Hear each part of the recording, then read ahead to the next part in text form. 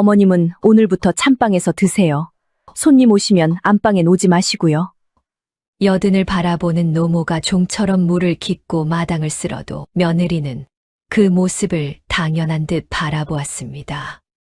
그 집 막내 며느리는 누가 봐도 만만하고 어수룩한 사람이었지요. 그런데 그날따라 막내 며느리의 눈빛이 어딘가 달라져 있었습니다. 늘 만만하게만 보이던 이 막내 며느리가 다가오는 보름날을 위해 안방에서 조용히 무언가를 꾸미고 있었던 것이지요. 큰 며느리도 시어머니도 그 일만은 꿈에도 몰랐습니다. 과연 막내 며느리는 어떤 일을 꾸미고 있었을까요? 오늘도 야밤에 보따리를 찾아주셔서 감사합니다. 구독과 좋아요로 응원 부탁드립니다. 보따리 속 옛날 이야기 지금 시작합니다. 옛날 옛적 경상도 상주 땅 너른 들판 한가운데 정씨 성을 쓰는 큰 종갓집이 하나 있었습니다. 소슬대문이 높다랗고 기와가 줄지어 늘어선 누가 봐도 한 고을에서 손꼽히는 부잣집이었지요. 마당에는 늘 곡식 가마니가 쌓여 있었고 곳간문은 묵직한 자물쇠로 잠겨 있었습니다. 동네 사람들은 그 집 담장을 지날 때마다 한 번씩 고개를 빼고 안을 들여다보곤 했습니다. 정씨 댁은 대대로 효자 효부가 난 집이라더라. 나라에서 정려까지 내린 가문 아닌가. 저 집 사당에 가면 효부 현판이 떡하니 걸려 있다지. 그렇게 겉으로는 더없이 번듯한 집이었지요. 그런데 그 높은 담장 안에서 벌어지는 일을 아는 사람은 아무도 없었지요. 이른 새벽, 아직 별이 채 지지도 않은 시각이었습니다. 부엌에서 가장 먼저 일어나는 사람은 다름 아닌 이 집의 가장 우서른이었습니다. 올해 77, 정씨 가문의 종부 박분녀 노인이었지요. 본디 이 집 안방의 주인이요. 모든 살림의 어른이어야 할 사람이었습니다. 그런데 노인은 안방이 아니라 부엌 한 구석에서 잠을 잤습니다. 구분 등을 펴지도 못한 채 차가운 클바닥에 집 한 단 깔고 새우잠을 자는 것이 일이었지요. 새벽이면 제일 먼저 일어나 아궁이에 불을 지피고 우물에서 물을 길어 큰 독을 채웠습니다. 갈라진 손등으로 두레박을 끌어올릴 때마다 노인의 입에서는 가는 신음이 새어 나왔습니다. 아이고 허리야. 세상에 77 노인이 할 일이 아니었지요. 그러나 누구도 그 일을 대신해 주지 않았지요. 물을 다 깃고 나면 마당을 쓸었습니다. 마당을 다 쓸고 나면 아침상을 차렸습니다. 그렇게 한바탕 일을 마치고 나서야 노인은 식은 밥 한 덩이를 받았지요. 그것도 안방상이 아니었습니다. 부엌 모퉁이, 솥단지 옆 그늘진 자리였지요. 이 빠진 사기 그릇에 담긴 식은 밥과 짠지 한 조각이 전부였습니다. 밥그릇을 받쳐 든 개다리 소바는 한쪽 다리가 부러져 기우뚱거렸습니다. 노인은 그 기우뚱한 상 앞에 쪼그리고 앉아 천천히 밥을 삼켰지요. 이 집에 이렇게 만든 사람이 누구냐고요? 바로 큰며느리 윤 씨였습니다. 윤 씨는 본디 이웃 고을에서 행색계나 하던 집안의 딸이었습니다. 시집 올 때부터 비단옷에 은비녀를 꽂고 들어와 친정 자랑을 입에 달고 살았지요. 우리 친정에선 이런 마길은 종이나 하는 게야. 윤 씨는 갸름한 얼굴에 눈썹을 치켜 올리며 그렇게 말하곤 했습니다. 마른 몸에 늘 다홍치마를 곱게 차려입고 손에는 물 한 방울 묻히지 않았지요. 큰아들 정대근은 본디 효심이 없는 사람은 아니었습니다. 그러나 사람이 물러터져서 처가 하는 일에 한 번도 제대로 맞서지 못했습니다. 여보, 어머님께 너무하는 거 아니요? 너무하긴요. 늙으면 몸을 놀려야 정정하다잖아요. 다 어머님 위해서 그러는 거예요. 윤 씨가 그렇게 받아치면 정대근은 그만 입을 다물었지요. 그러고는 슬그머니 사랑채로 들어가 버리곤 했지요. 어머니의 구분 등을 보면서도 모른 척하는 것이 버릇이 되어버린 겁니다. 곳간 열쇠는 진작에 윤 씨의 허리춤으로 넘어갔습니다. 쌀 한 톨, 피륙한 자도 윤 씨의 손을 거치지 않고는 움직이지 못했지요. 시어머니가 추위에 떨어도 소못 한 벌 내주지 않았고 끼니는 늘 식은 밥 찬밥이었습니다. 그러면서도 윤 씨는 동네에 나가면 딴 사람이 되었지요. 우리 시어머님요? 아유, 어찌나 정정하신지. 제가 모시기 황송할 정도라니까요. 입에 침도 바르지 않고 그런 말을 하고 다녔습니다. 동네 사람들은 그 말을 곧이곧대로 믿었지요. 정씨 대 큰 며느리가 효부라고 소문이 자자할 정도였습니다. 이 집에서 시어머니 편을 드는 사람은 단 한 명뿐이었습니다. 막내 며느리 점순이었지요. 점순은 올해 26, 둥근 얼굴에 통통한 볼을 가진 며느리였습니다. 눈이 작아 웃으면 반달처럼 휘어졌고 늘 물 빠진 무명 저고리에 앞치마를 두르고 다녔지요. 겉보기엔 그저 순하고 어수룩해 보였습니다. 윤 씨는 그런 점순을 우습게 알았습니다. 막내 댁은 친정이 장사치 집안이라며 셈이나 할 줄 알지 그리나 있겠어. 윤 씨는 점순을 볼 때마다 친정을 들먹였지요. 점순은 그저 빙긋 웃으며 고개를 숙일 뿐이었지요. 그런데 점순에게는 윤 씨가 모르는 한 가지가 있었습니다. 바로 시어머니 박분녀에 대한 마음이었지요. 점순이 이 집에 시집 오던 첫날이었습니다. 친정이 장사하다 빚을 저 기울었다는 소문이 먼저 와 있었고 윤 씨는 대놓고 점순을 깔보았습니다. 장사치 딸이 무슨 종갓집 며느리람. 그날 모두가 점순을 업신 여길 때 단 한 사람만이 점순의 손을 잡아주었지요. 바로 시어머니 박분녀였지요. 사람이 귀하고 천한 게 어디 친정에 달렸겠느냐. 마음에 달린 게지. 노인은 점순의 차가운 손을 두 손으로 감싸주며 그렇게 말했습니다. 점순은 그 따뜻함을 잊지 못했지요. 그날부터 점순은 마음속으로 노인을 친어머니처럼 여겼습니다. 그래서 점순은 남몰래 시어머니를 챙겼습니다. 윤 씨의 눈을 피해 부엌 모퉁이로 따뜻한 국 한 그릇을 떠다 드리는 것이 일이었지요. 어머님, 이거 어서 드세요. 식기 전에요. 아이고, 막내야. 너까지 윤 씨한테 미운 털 박히면 어쩌려고. 괜찮아요. 제가 알아서 할게요. 점순은 노인의 손에 따뜻한 국그릇을 꼭 쥐어 드렸습니다. 노인의 갈라진 손이 그 온기에 가늘게 떨렸지요. 그 손을 볼 때마다 점순의 가슴 한 구석이 저릿했습니다. 하루는 점순이 노인의 손을 잡고 가만히 들여다본 적이 있었습니다. 그 손은 더 이상 종갓집 어른의 손이 아니었지요. 종일 물일에 갈라지고 터진 늙은 종의 손이었습니다. 어머님, 손이 왜 이렇게 됐어요? 점순의 목소리가 가늘게 떨렸습니다. 노인은 그저 허허 웃었지요. 괜찮다. 늙은이 손이 다 그렇지 뭐. 그런데 그날 노인은 점순에게 뜻밖의 말을 한마디 했습니다. 윤 씨가 또 동네에 나가 효부 행세를 하고 돌아온 날이었지요. 마당 한쪽에서 윤 씨는 새 비단 저고리를 손질하며 거울을 들여다보고 있었습니다. 동네 잔치에 입고 나갈 옷이라며 한참을 매만졌습니다. 저것 좀 보아라. 남들 눈에 그럴듯해 보이려고 저리 애를 쓰는구나. 노인이 나직이 중얼거렸습니다. 점순이 무슨 말씀이시냐는 듯 노인을 바라보았지요. 노인은 부엌 모퉁이 기우뚱한 소반 앞에 앉아 식은 밥을 삼키며 천천히 말을 이었습니다. 막내야, 잘 들어두어라. 체면이란 남이 세워주는 것이지 스스로 세우는 것이 아니란다. 점순은 그 말이 무슨 뜻인지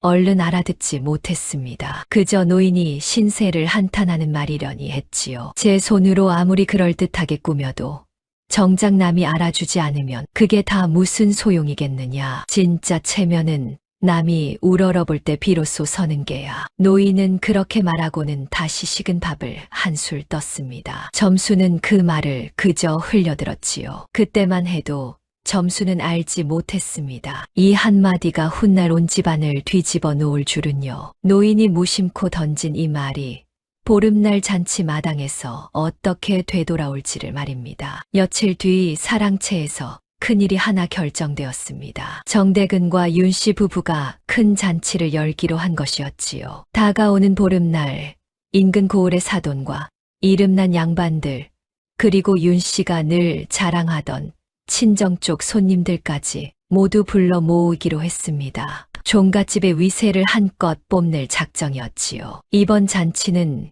우리 정씨 가문의 얼굴이 걸린 일이에요. 한치도 흐트러짐이 없어야 해요. 윤 씨의 눈이 그 어느 때보다 매섭게 빛났습니다. 그런데 윤 씨의 머릿속에는 이미 한 가지 걱정이 자리 잡고 있었습니다. 바로 시어머니였지요. 잿빛 누더기를 걸치고 부엌 모퉁이에서 식은 밥을 먹는 늙은 시어머니가 손님들 눈에 띄면 어쩐단 말입니까? 효부 행세를 하며 쌓아 올린 윤 씨의 체면이 한순간에 무너질 판이었지요. 그래서 윤 씨는 잔치를 앞두고 시어머니에게 매정한 명을 내렸습니다. 어머님은 오늘부터 부엌 모퉁이에서 드세요. 손님 오시거든 안방엔 얼씬도 마시고요. 부엌에서 그 말을 들은 사람이 또 하나 있었습니다. 마침 국그릇을 들고 들어서던 막내 며느리 점순이었지요. 점순은 문 뒤에 가만히 서서 그 말을 다 들었습니다. 시어머니가 고개를 푹 숙인 채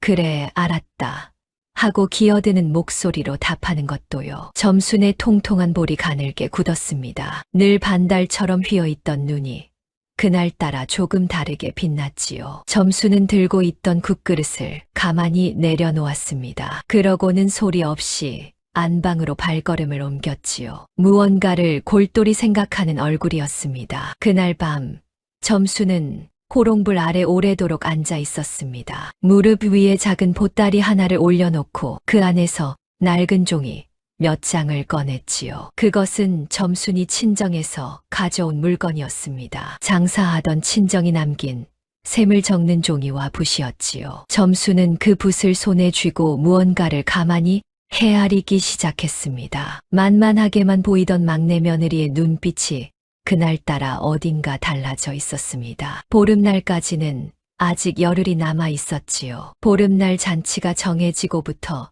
정씨 종갓집은 발칵 뒤집혔습니다. 윤 씨가 아침부터 밤까지 종들을 닥달하며 집 안을 쓸고 닦게 했지요. 마루 한 군데라도 먼지 보이면 가만 안 둘 줄 알아라. 손님들이 우리 집안을 어찌 볼지 생각들 하란 말이야. 윤 씨의 목소리가 마당 끝까지 쩌렁쩌렁 울렸습니다. 종들은 허리도 못 펴고 종일 걸레질을 했습니다. 그런데 정작 가장 고된 일은 모두 한 노인에게 돌아갔지요. 바로 시어머니 박분녀였지요. 윤 씨는 잔치 준비를 핑계로 시어머니를 더욱 모질게 부렸습니다. 새벽부터 우물물을 길어 큰 독을 다 채우게 하고 잔치에 쓸 나무를 산더미처럼 다듬게 했습니다. 어머님, 그 나물 오늘 안에 다 못 다듬으면 저녁은 없는 줄 아세요. 윤 씨가 부엌 문턱에 서서 차갑게 내뱉었지요. 노인은 갈라진 손으로 나무를 다듬으며 그저 고개만 끄덕였지요. 그래,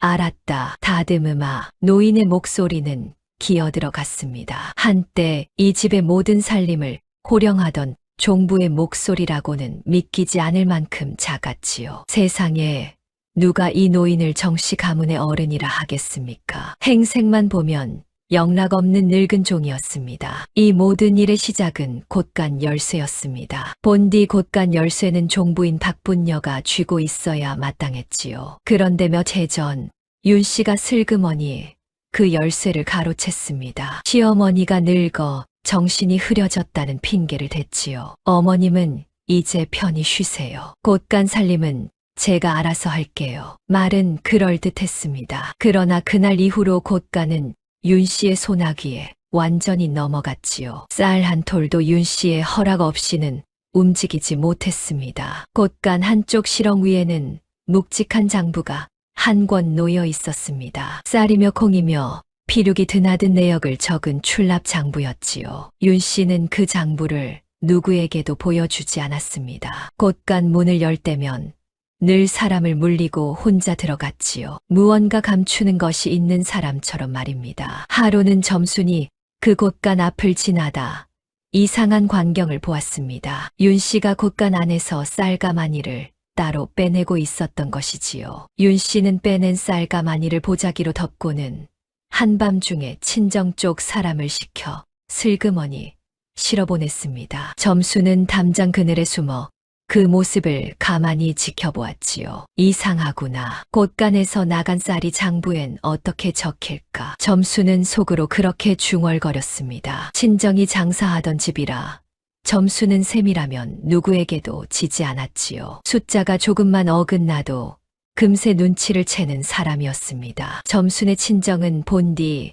한양에서 약방을 하던 집안이었습니다. 약재를 사고 팔며 큰 장사를 하던 집이었지요. 어려서부터 점수는 아버지 곁에서 셈하는 법을 배웠습니다. 약재 근수를 달고 값을 매기고 장부를 적는 일을 손에 익혔지요. 글도 웬만한 사내보다 잘 읽고 썼습니다. 그러던 집안이 흉년에 빚을 크게 지고 그만 기울고 말았습니다. 점순이 종갓집 막내 며느리로 시집 오게 된 것도 그 때문이었지요. 윤 씨는 그런 점순의 친정을 두고두고 비웃었습니다. 장사치 딸이 셈이나 할 줄 알지 무얼 알겠느냐며 깔보았지요. 그러나 그것이 윤 씨의 가장 큰 착각이었습니다. 점순은 자신의 재주를 한 번도 내세우지 않았습니다. 그저 어수룩한 막내 며느리인 척 묵묵히 부엌일을 거들 뿐이었지요. 그러면서도 두 눈은 늘 곳간 쪽을 향해 있었습니다. 두고 보자. 이 집 살림이 어디로 새는지 내 두 눈으로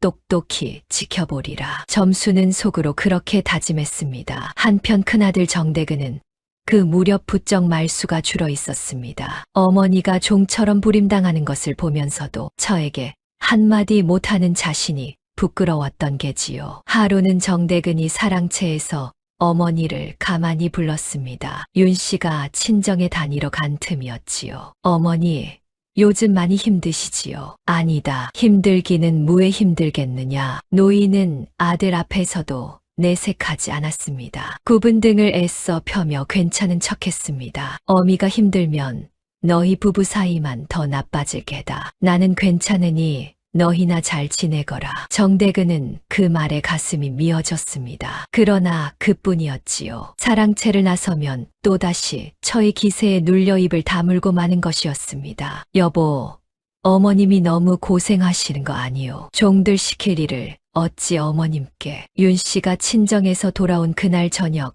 정대근이 큰맘 먹고 한마디를 꺼냈습니다. 그러나 윤 씨는 코웃음을 쳤지요. 또 그 소리예요? 종갓집 어른이 손에 물 묻히면 안 된다는 법이라도 있어요? 어머님 정정하시라고 일부러 몸 놀리시게 하는 거예요. 그래도 이른이 넘으신 분을. 그럼 당신이 어머님 모시고 사세요. 나는 친정 갈 테니. 윤 씨가 눈을 부릅뜨고 쏘아붙이자 정대근은 또 입을 다물었습니다. 처가 친정으로 가버린다는 말만 나오면 정대근은 늘 그렇게 무너졌지요. 어찌나 처를 어려워하는지 보는 사람이 답답할 지경이었습니다. 이 집에서 시어머니의 진짜 처지를 아는 사람은 막내 며느리 점순뿐이었습니다. 그리고 점순은 그것을 결코 그냥 넘기지 않았지요. 밤이 깊으면 점순은 식구들이 모두 잠든 틈을 타 부엌으로 내려갔습니다. 부엌 모퉁이에서 새우잠을 자는 시어머니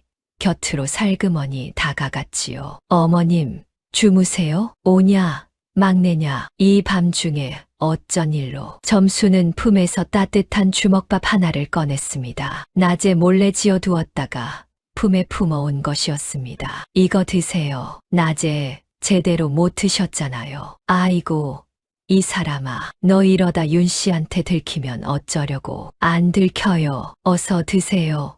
식기 전에. 점수는 노인의 손에 주먹밥을 꼭 쥐어드렸습니다. 노인의 갈라진 손이 그 온기에 가늘게 떨렸지요. 노인은 주먹밥을 받아 들고 한동안 말을 잇지 못했습니다. 막내야, 미안하구나. 못난 시어미 만나 너까지 이 고생이니. 무슨 그런 말씀을요. 어머님이 절 사람으로 봐주신 분인데요. 점순의 목소리가 가늘게 떨렸습니다. 노인의 눈가에도 물기가 어렸지요. 어두운 부엌 안에서 두 사람은 한참을 그렇게 마주 앉아 있었지요. 그날 밤 점순은 노인의 손을 꼭 잡고 한 가지를 마음에 새겼습니다. 이대로 두고 보지만은 않으리라 하고 말입니다. 점순에게는 든든한 사람이 하나 있었습니다. 바로 남편 정대복이었지요. 정대복은 이 집 막내 아들로 형 정대근과는 사뭇 다른 사람이었습니다. 우직하고 정직해서 옳지 않은 일은 보고 넘기지 못하는 성미였지요. 다만 집안에서 막내인 데다 가진 것이 없어 형수 윤 씨 앞에서는 늘 길을 펴지 못했습니다. 농사일에 매여 새벽부터 들에 나가 살았습니다. 어머니가 저리 고생하시는데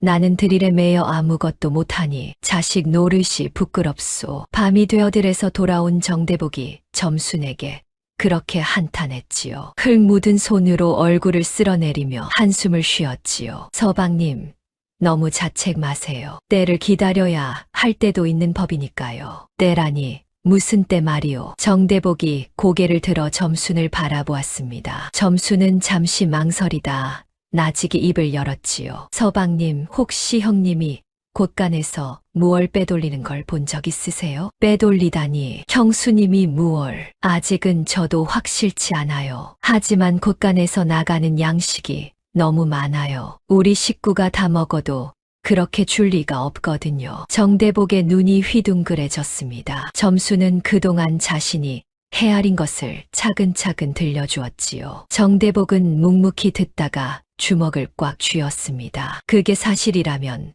그냥 둘 수 없는 일이요. 어머니 끼니까지 줄여가며 그 양식을 어디로 빼돌린단 말이요.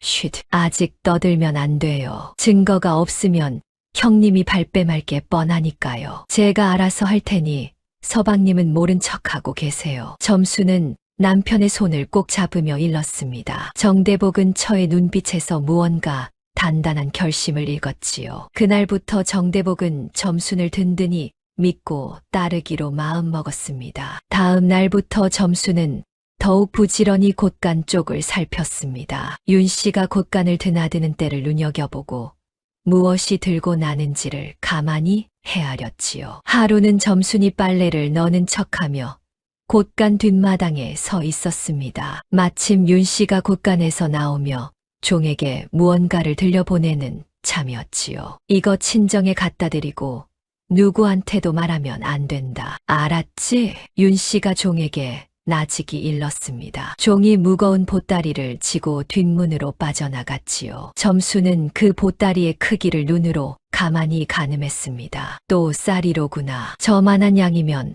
두 가마는 좋게 되겠어. 점수는 속으로 그 양을 헤아렸습니다. 그러고는 밤마다 호롱불 아래 앉아 곳간에서 나간 것들을 하나하나 종이에 적기 시작했지요. 언제 무엇이 얼마나 나갔는지 점수는 그것을 빠짐없이 기록했습니다. 친정에서 익힌 샘 솜씨가 이럴 때 빛을 발했지요. 며칠을 적고 보니 한 가지가 또렷해졌습니다. 곳간에서 나가는 양식이 어마어마하다는 것이었지요. 정씨 가문 식구가 다 먹어도 그렇게 많이 줄 리가 없었습니다. 이 많은 게 다 어디로 갔을까? 곳간 장부엔 이게 어떻게 적혀 있을꼬? 점순의 머릿속에 한 가지 생각이 스쳤습니다. 윤 씨가 곳간 장부를 조작해 빼돌린 양식을 그럴듯하게 둘러댄 것이 분명했지요. 그 장부만 손에 넣을 수 있다면 윤 씨의 부정을 낱낱이 밝힐 수 있을 터였습니다. 그러나 윤 씨가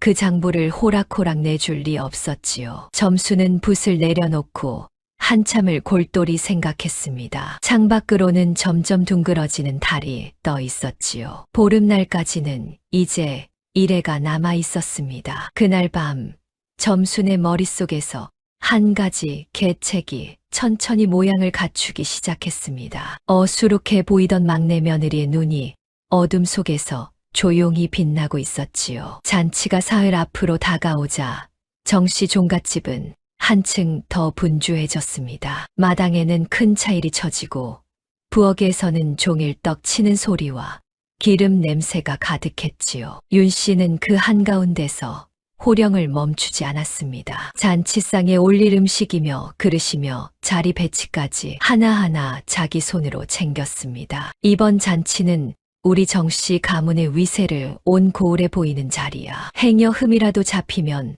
내 가만 안 둘 테니 다들 정신 차려라. 윤 씨의 눈은 그 어느 때보다 매서웠습니다. 그런데 윤 씨에게는 단 하나 풀리지 않는 골칫거리가 있었지요. 바로 시어머니 박분녀였습니다. 잔치에 오는 손님 중에는 윤 씨가 그동안 효부 행세를 떨던 친정 쪽 인사들이 잔뜩 끼어 있었습니다. 윤 씨는 그들 앞에서 자신을 종갓집에 어진 안주인으로 꾸며왔지요. 그런데 잿빛 누더기를 걸친 늙은 시어머니가 부엌 모퉁이에서 식은 밥을 먹는 꼴을 손님들이 보면 어찌 되겠습니까? 그동안 쌓아 올린 거짓이 한순간에 무너질 판이었지요. 안 되겠어. 어머님을 어디 안 보이는 대로 치워둬야지. 윤 씨는 잔칫날 시어머니를 뒷마당 헛간에 들여보내기로 작정했습니다. 손님이 다 돌아갈 때까지 거기서 꼼짝 말고 있으라는 것이었습니다. 그날 저녁 윤 씨는 시어머니를 불러 매정하게 일렀습니다. 어머님, 보름날엔 뒷마당 헛간에 가 계세요. 손님 다 가실 때까지 나오시면 안 돼요. 헛간이라니 그게 무슨 말이냐. 노인의 목소리가 가늘게 떨렸습니다. 명색이 이 집의 어른인데 손님 오는 날 헛간에 갇히라니. 기가 막힐 노릇이었지요. 어머님 행색이 그래서야 손님들 보기에 민망하잖아요. 다 가문 체면 생각해서 그러는 거예요. 윤 씨는 눈썹 하나 까딱하지 않고 말했습니다. 노인은 더 이상 아무 말도 하지 못했지요. 그저 굽은 등을 한층 더 숙이고 돌아설 뿐이었습니다. 그 광경을 부엌 문 뒤에서 지켜보던 사람이 있었습니다. 막내 며느리 점순이었지요. 점순은 두 주먹을 꽉 쥐었습니다. 통통한 볼이 분노로 가늘게 떨렸지요. 시어머니를 헛간에 가두겠다는 말에 점순의 마음속에서 무언가가 단단히 굳어졌습니다. 그날 밤 점순은 헛간으로 쫓겨난 시어머니를 찾아갔습니다. 노인은 거미줄 가득한 헛간 한 구석에서 멍하니 앉아 있었지요. 어머님, 오냐? 막내냐, 이런 데까지 어쩐 일로 왔느냐. 어머님, 저랑 잠깐 얘기 좀 해요. 점수는 노인의 곁에 가만히 앉았습니다. 그러고는 한참을 망설이다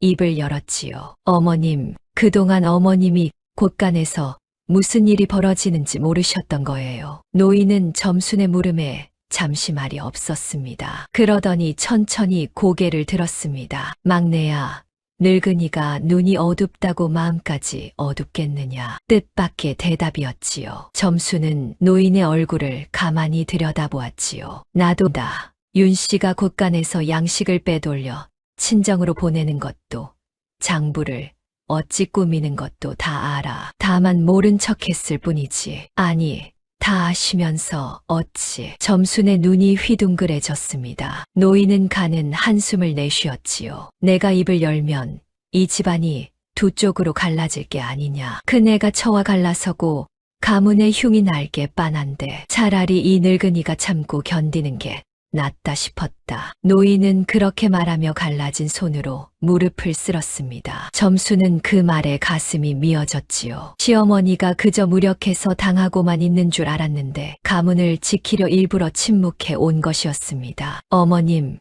그래도 이건 아니에요. 어머님이 이렇게까지 당하시는데 막내야, 너만은 나서지 말거라. 괜히 너까지 다칠라. 노인은 점순의 손을 잡으며 당부했습니다. 그러나 점순의 마음은 이미 굳어진 뒤였지요. 점순은 노인의 손을 마주 잡으며 속으로 다짐했습니다. 이대로 두지 않으리라. 보름날 그 잔치 마당에서 윤 씨의 거짓을 온 고을 사람들 앞에 드러내고 말리라.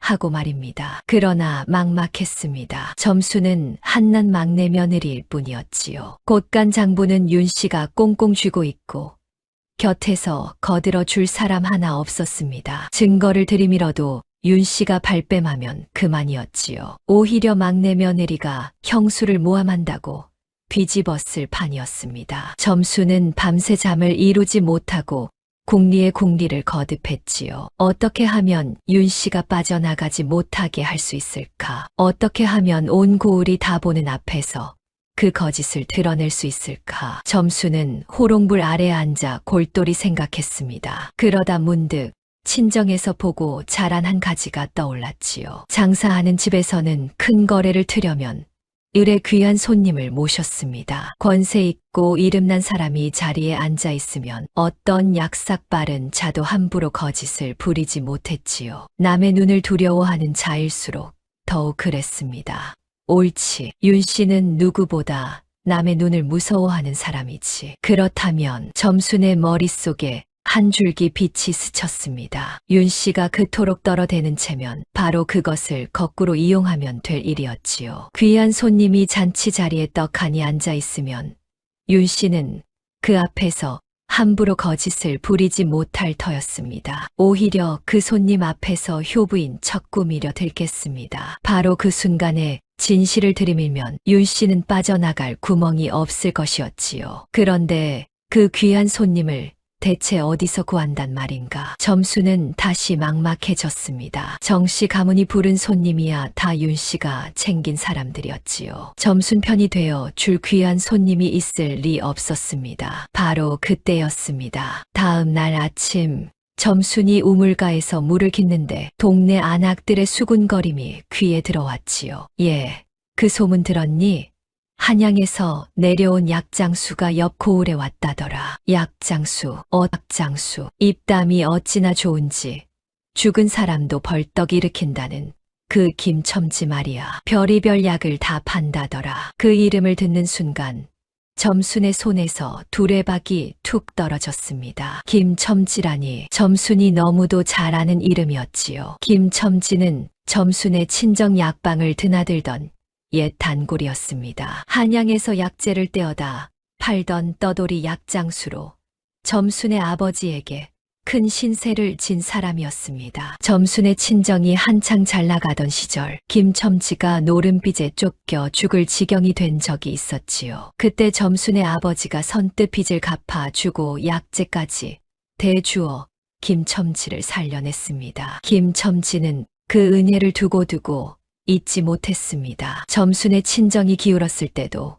김첨지만은 끝까지 의리를 지키려 애썼지요. 그런 김첨지가 마침 이웃 고을에 와 있다는 것이었지요. 하늘이 도우시는구나. 점순의 가슴이 두근거렸습니다. 입담 좋기로 소문난 떠돌이 약장수라면 귀한 손님 노릇을 그럴듯하게 해낼 수 있을 터였지요. 게다가 김첨지는 점순의 친정에 큰 빚을 진 사람이었습니다. 점순의 머릿속에서 흩어져 있던 생각들이 하나로 모이기 시작했습니다. 어수룩한 막내 며느리의 눈이 그 어느 때보다 또렷하게 빛났지요. 점순은 그날로 마음을 정했습니다. 김첨지를 찾아가 사정을 털어놓고 보름날 잔치에 귀한 손님으로 와 달라 부탁하기로 한 것이었지요. 그날 밤 점순은 들에서 돌아온 남편 정대복을 조용히 불렀습니다. 그러고는 자신이 세운 계책을 차근차근 들려주었습니다. 서방님, 보름날 잔치에 귀한 손님 한 분을 모실 거예요. 그분이 자리에 앉아 계시는 동안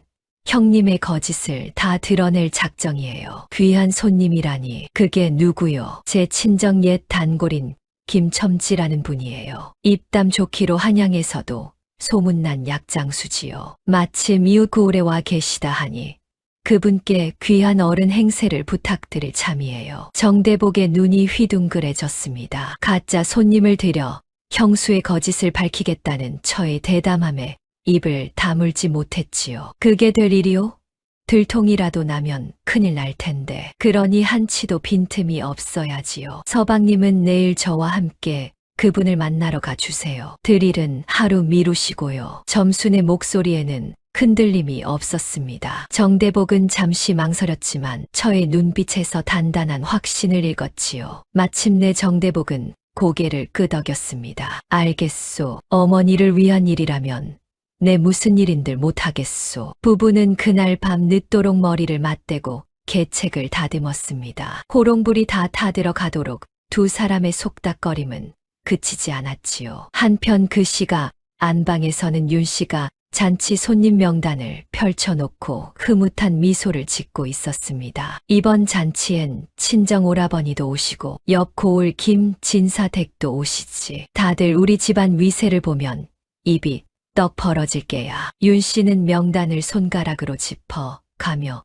흡족해 했습니다. 곁에 있던 종이 조심스레 물었지요. 마님, 노마님은 정말 헛간에 모실까요? 명색이 어른이신데 무슨 소리. 그 행색으로 손님들 앞에 나섰다간 우리 집안 망신이야. 헛간에 가만히 계시는 게 어머님을 위하는 길이지. 잔말 말고 시키는 대로 해. 윤 씨는 종을 매섭게 쏘아붙였습니다. 종은 입을 다물고 물러갔지요. 윤 씨는 다시 명단으로 눈을 돌리며 콧노래까지 흥얼거렸습니다. 자신의 거짓이 곧 만천하에 드러나리라고는 꿈에도 모른 채 말입니다. 물을 깃다 말고 점수는 부엌 쪽을 돌아보았습니다. 헛간에 갇힐 신세가 된 시어머니의 굽은 등이 떠올랐지요. 점수는 입술을 꼭 깨물었습니다. 이제 더는 물러설 수 없었습니다. 보름날까지는 이틀이 남아 있었고 점순에게는 해야 할 일이 산더미였지요. 점순은 앞치마를 단단히 여미고 부엌으로 들어섰습니다. 무언가를 단단히 결심한 얼굴이었지요. 이튿날 새벽 점수는 남편 정대복과 함께 집을 나섰습니다. 윤 씨에게는 친정에 다녀올 일이 있다 둘러대고 이웃 고을로 길을 잡았지요. 김첨지가 묵고 있다는 주막을 찾기는 어렵지 않았습니다. 장터 어귀의 사람들이 잔뜩 모여 떠들썩한 곳이 바로 거기였습니다. 자, 이 약으로 말할 것 같으면 한양대골 마마님도 드시고 자리를 털고 일어나신 영약이 올시다. 죽어가던 노인도 이거 한 첩이면 사흘 만에 지게를 진다. 이 말씀이야. 너스레 가득한 입담이 마당을 쩌렁쩌렁 울렸습니다. 다른 도포를 걸친 50줄의 사내가 약초 보찜을 펼쳐놓고 신명나게 떠들고 있었지요. 바로 김첨지였습니다. 점수는 사람들 틈을 비집고 다가갔습니다. 김첨지가 약을 다 팔고 보찜을 정리할 무렵 점순이 조심스레 그 앞에 섰지요. 첨지 어른, 절 알아보시겠어요? 한양 약방 박주부댁 막내딸이에요. 김첨지가 고개를 들어 점순을 바라보았습니다. 한참을 멀뚱히 보던 그의 눈이 차츰 휘둥그레졌지요. 아니, 누구신가? 박주부댁 따님 아니요? 세상에, 이 깊은 시골에서 어찌. 김첨지는 반가움에 두 손을 덥석 잡았습니다. 점순의 아버지 박주부에게 진 신세를 떠올리며 목소리가 다 젖어들었습니다. 내 박주부 어른 은혜를 어찌 잊겠소. 죽을 목숨을 살려주신 분인데. 그래, 어쩐 일로 날 다 찾아오셨소. 점수는 김첨지를 조용한 자리로 데려갔지요. 그러고는 그동안 정씨 종갓집에서 벌어진 일을 낱낱이 털어놓았지요. 시어머니가 종처럼 부림당하는 일, 큰며느리 윤 씨가 곳간을 가로채 양식을 빼돌리는 일, 그리고 보름날 잔치에서 시어머니를 헛간에 가두려는 일까지 모두 들려주었습니다. 하여 첨지 어른께 한 가지 부탁을 드리려 왔어요. 보름날 그 잔치에 귀한 어른 행세를 좀 해주셨으면 해요. 점순의 말에 김첨지의 얼굴이 굳어졌습니다. 한참을 말이 없던 그가 천천히 고개를 저었지요. 이보시오.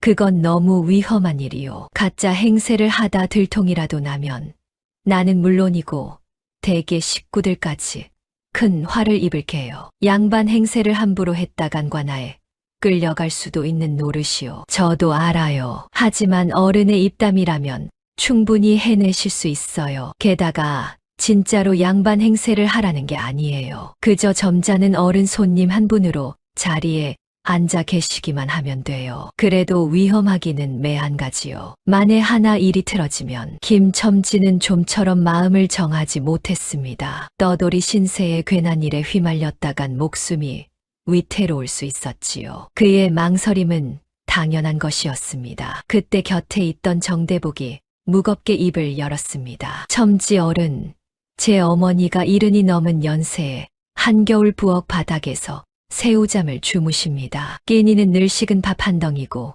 손님 오는 날엔 헛간에 갇히실 처지지요. 자식된 도리로 이대로 보고만 있을 수가 없습니다. 정대복의 목소리에는 간절함이 묻어났습니다. 김첨지는 그 말에 마음이 흔들렸지요. 자신도 늙은 어미를 일찍 여인 사람이었지요. 게다가 어른께서는 제 아버지께 큰 은혜를 입으셨다 하셨지요. 그 은혜를 이 딸에게 한 번만 갚아 주실 수는 없겠어요? 점순이 다시 한 번 간곡히 청했습니다. 김첨지는 길게 한숨을 내쉬었지요. 점순의 아버지 박주부의 얼굴이 눈앞에 어른거렸습니다. 허허, 그 어른 은혜를 생각하면 내 거절할 면목이 없구려. 김첨지는 한동안 수염을 쓸어내리며 고민했습니다. 그러다 마침내 무릎을 탁 쳤지요. 좋소. 이 김가 박 주부 어른 은혜에 보답한다.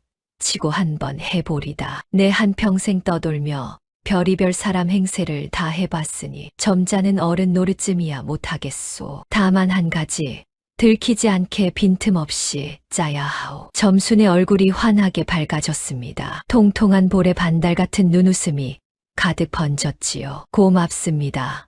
첨지 어른, 어른만 믿겠어요. 세 사람은 그 자리에서 머리를 맞대고 작전을 짜기 시작했습니다. 김첨지가 어떤 어른으로 행세할지, 어떻게 잔치 자리에 끼어들지를 하나하나 의논했습니다. 그냥 지나가던 손님으로는 자리에 앉기 어려울게요. 뭔가 그럴듯한 명분이 있어야지. 김첨지가 턱을 쓸며 말했지요. 점순이 잠시 생각하더니 눈을 반짝였지요. 이렇게 하면 어때요? 어른께서 한양에서 내려오신 점잖은 손님인데 마침 이 고을을 지나다 정씨 가문의 효부 소문을 듣고 일부러 들르셨다고요. 윤 씨가 효부 행세를 떨고 다녔으니 그 소문을 듣고 찾아온 귀한 어른이라면 윤 씨가 더없이 반길 거예요. 옳거니 제 입으로 퍼뜨린 소문에 제가 걸려들은 셈이로구먼. 김첨지가 무릎을 치며 껄껄 웃었습니다. 점순의 머리가 어찌나 잘 돌아가는지 김첨지는 혀를 내둘렀지요. 허허, 박 주부 어른 따님답소. 그 샘속과 꾀가 어디 가겠소. 세 사람의 작전은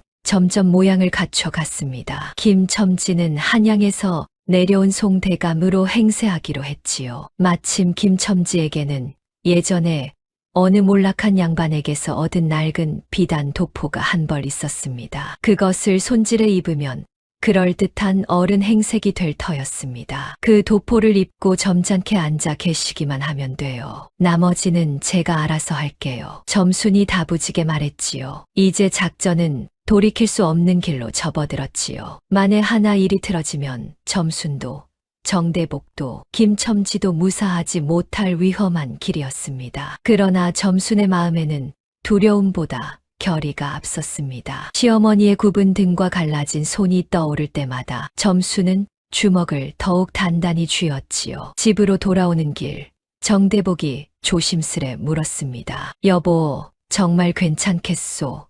형수님이 보통 내기가 아닌데. 걱정 마세요, 서방님. 형님은 누구보다 남의 눈을 무서워하는 사람이에요. 바로 그 약점을 찌르는 거예요. 귀한 손님 앞에서 효부인 척하려 들 때 그 거짓이 가장 크게 무너지는 법이지요. 점순의 말에 정대복은 새삼처를 다시 보았습니다. 어수룩한 줄로만 알았던 처에게 이런 담대함과 꾀가 있을 줄은 몰랐지요. 정대복은 든든한 마음으로 처의 곁을 지켰습니다. 그런데 한 가지 더 필요한 게 있어요. 점순이 걸음을 멈추고 정대복을 바라보았지요. 곳간 장부예요. 형님이 양식을 빼돌린 증거는 결국 그 장부에 다 적혀 있을 테니까요. 그걸 손에 넣지 못하면 아무리 귀한 손님을 모셔도 결정적인 한 방이 없어요. 하지만 그 장부는 형수님이 꽁꽁 쥐고 있지 않소. 곳간 문도 늘 자물쇠가 걸려 있고 그래서 더 궁리해 봐야지요. 잔칫날이 기회예요. 형님이 손님 치르느라 정신없는 틈을 노리면 곳간에 들어갈 수 있을 거예요. 점수는 이미 머릿속으로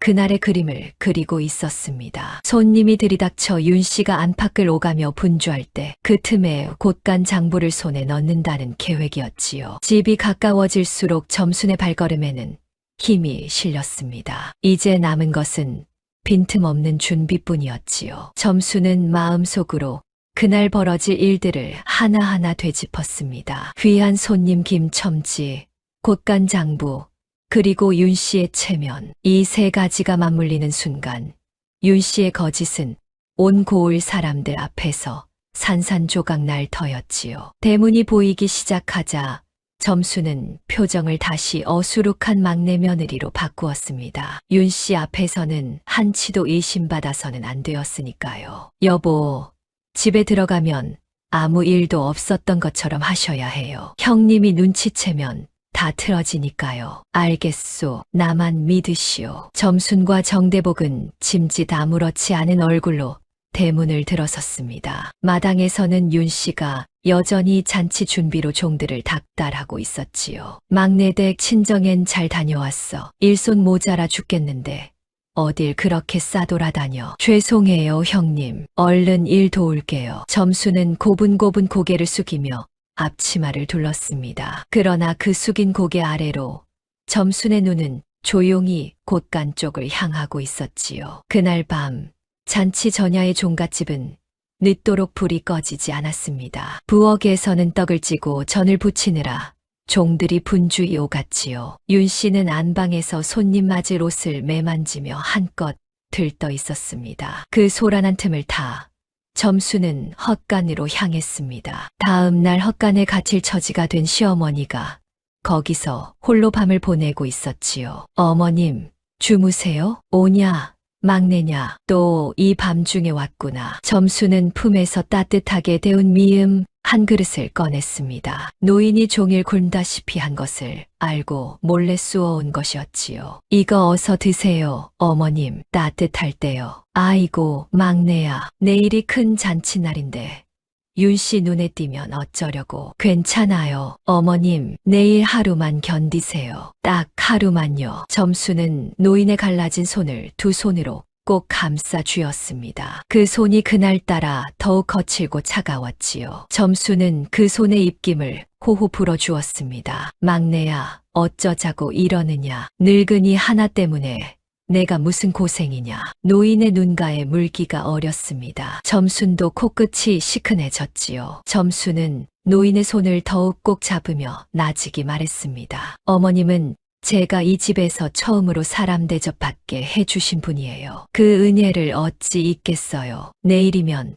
다 달라질 거예요. 그러니 조금만 더 참으세요. 무얼 어쩌려고 그러느냐. 막내야, 부디 위험한 일은 버리지 말거라. 노인은 무언가를 직감한 듯 점순의 손을 마주 잡았습니다. 그러나 점순은 그저 빙긋 웃으며 노인을 안심시켰지요. 아무 일도 없을 거예요. 그냥 내일 하루 어머님은 헛간에 가만히 계세요. 누가 부르거든 그때 나오시면 돼요. 그뿐이에요. 점수는 노인이 미음을 다 들 때까지 곁을 지켰습니다. 그러고는 빈 그릇을 챙겨 들고 조용히 헛간을 나섰지요. 등 뒤로 노인의 가는 한숨 소리가 들려왔습니다. 헛간을 나서며 점수는 밤하늘을 올려다보았습니다. 내일이면 둥글게 차오를 보름달이 거의 다 채워진 채 환하게 빛나고 있었지요. 점수는 그 달을 보며 마음을 다잡았습니다. 방으로 돌아온 점수는 잠을 이루지 못했습니다. 호롱불 아래 앉아 내일 벌어질 일들을 하나하나 머릿속에서 되짚었지요. 김첨지가 송대감 행세로 잔치에 끼어드는 일,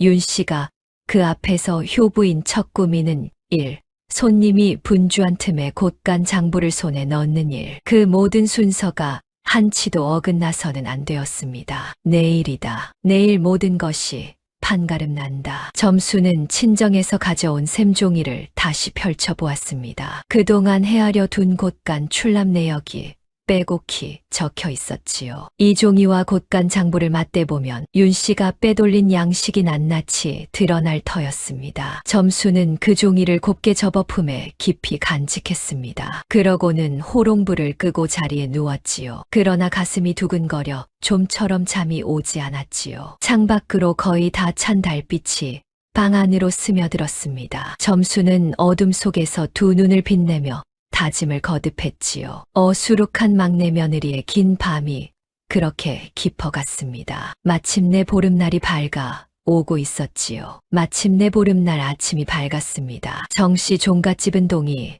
트기도 전부터 떠들썩했지요. 마당의 차일이 높이 처지고 큰 상이 줄줄이 놓이고 부엌에서는 음식 냄새가 진동했습니다. 윤 씨는 새벽부터 비단 저고리에 다홍치마를 곱게 차려입고 안팎을 분주히 오갔습니다. 머리에는 은비녀를 꽂고 얼굴에는 분까지 발랐지요. 오늘 하루 종갓집 안주인의 위세를 한껏 뽐낼 작정이었습니다. 어머님은 헛간에 모셨겠지. 손님 다 가실 때까지 절대 나오시면 안 된다고 단단히 일러둬라. 윤 씨가 종에게 매섭게 일렀습니다. 시어머니 박분녀는 이미 뒷마당 헛간에 들여보내진 뒤였지요. 점수는 그 모습을 보면서도 짐짓 아무렇지 않은 척 부엌일을 거들었지요. 해가 중천에 오르자 손님들이 하나둘 들이닥치기 시작했습니다. 인근 고을의 양반들과 사돈, 그리고 윤 씨가 그토록 자랑하던 친정 쪽 인사들이 줄을 이었지요. 그 중에는 윤 씨의 오라비 윤판돌도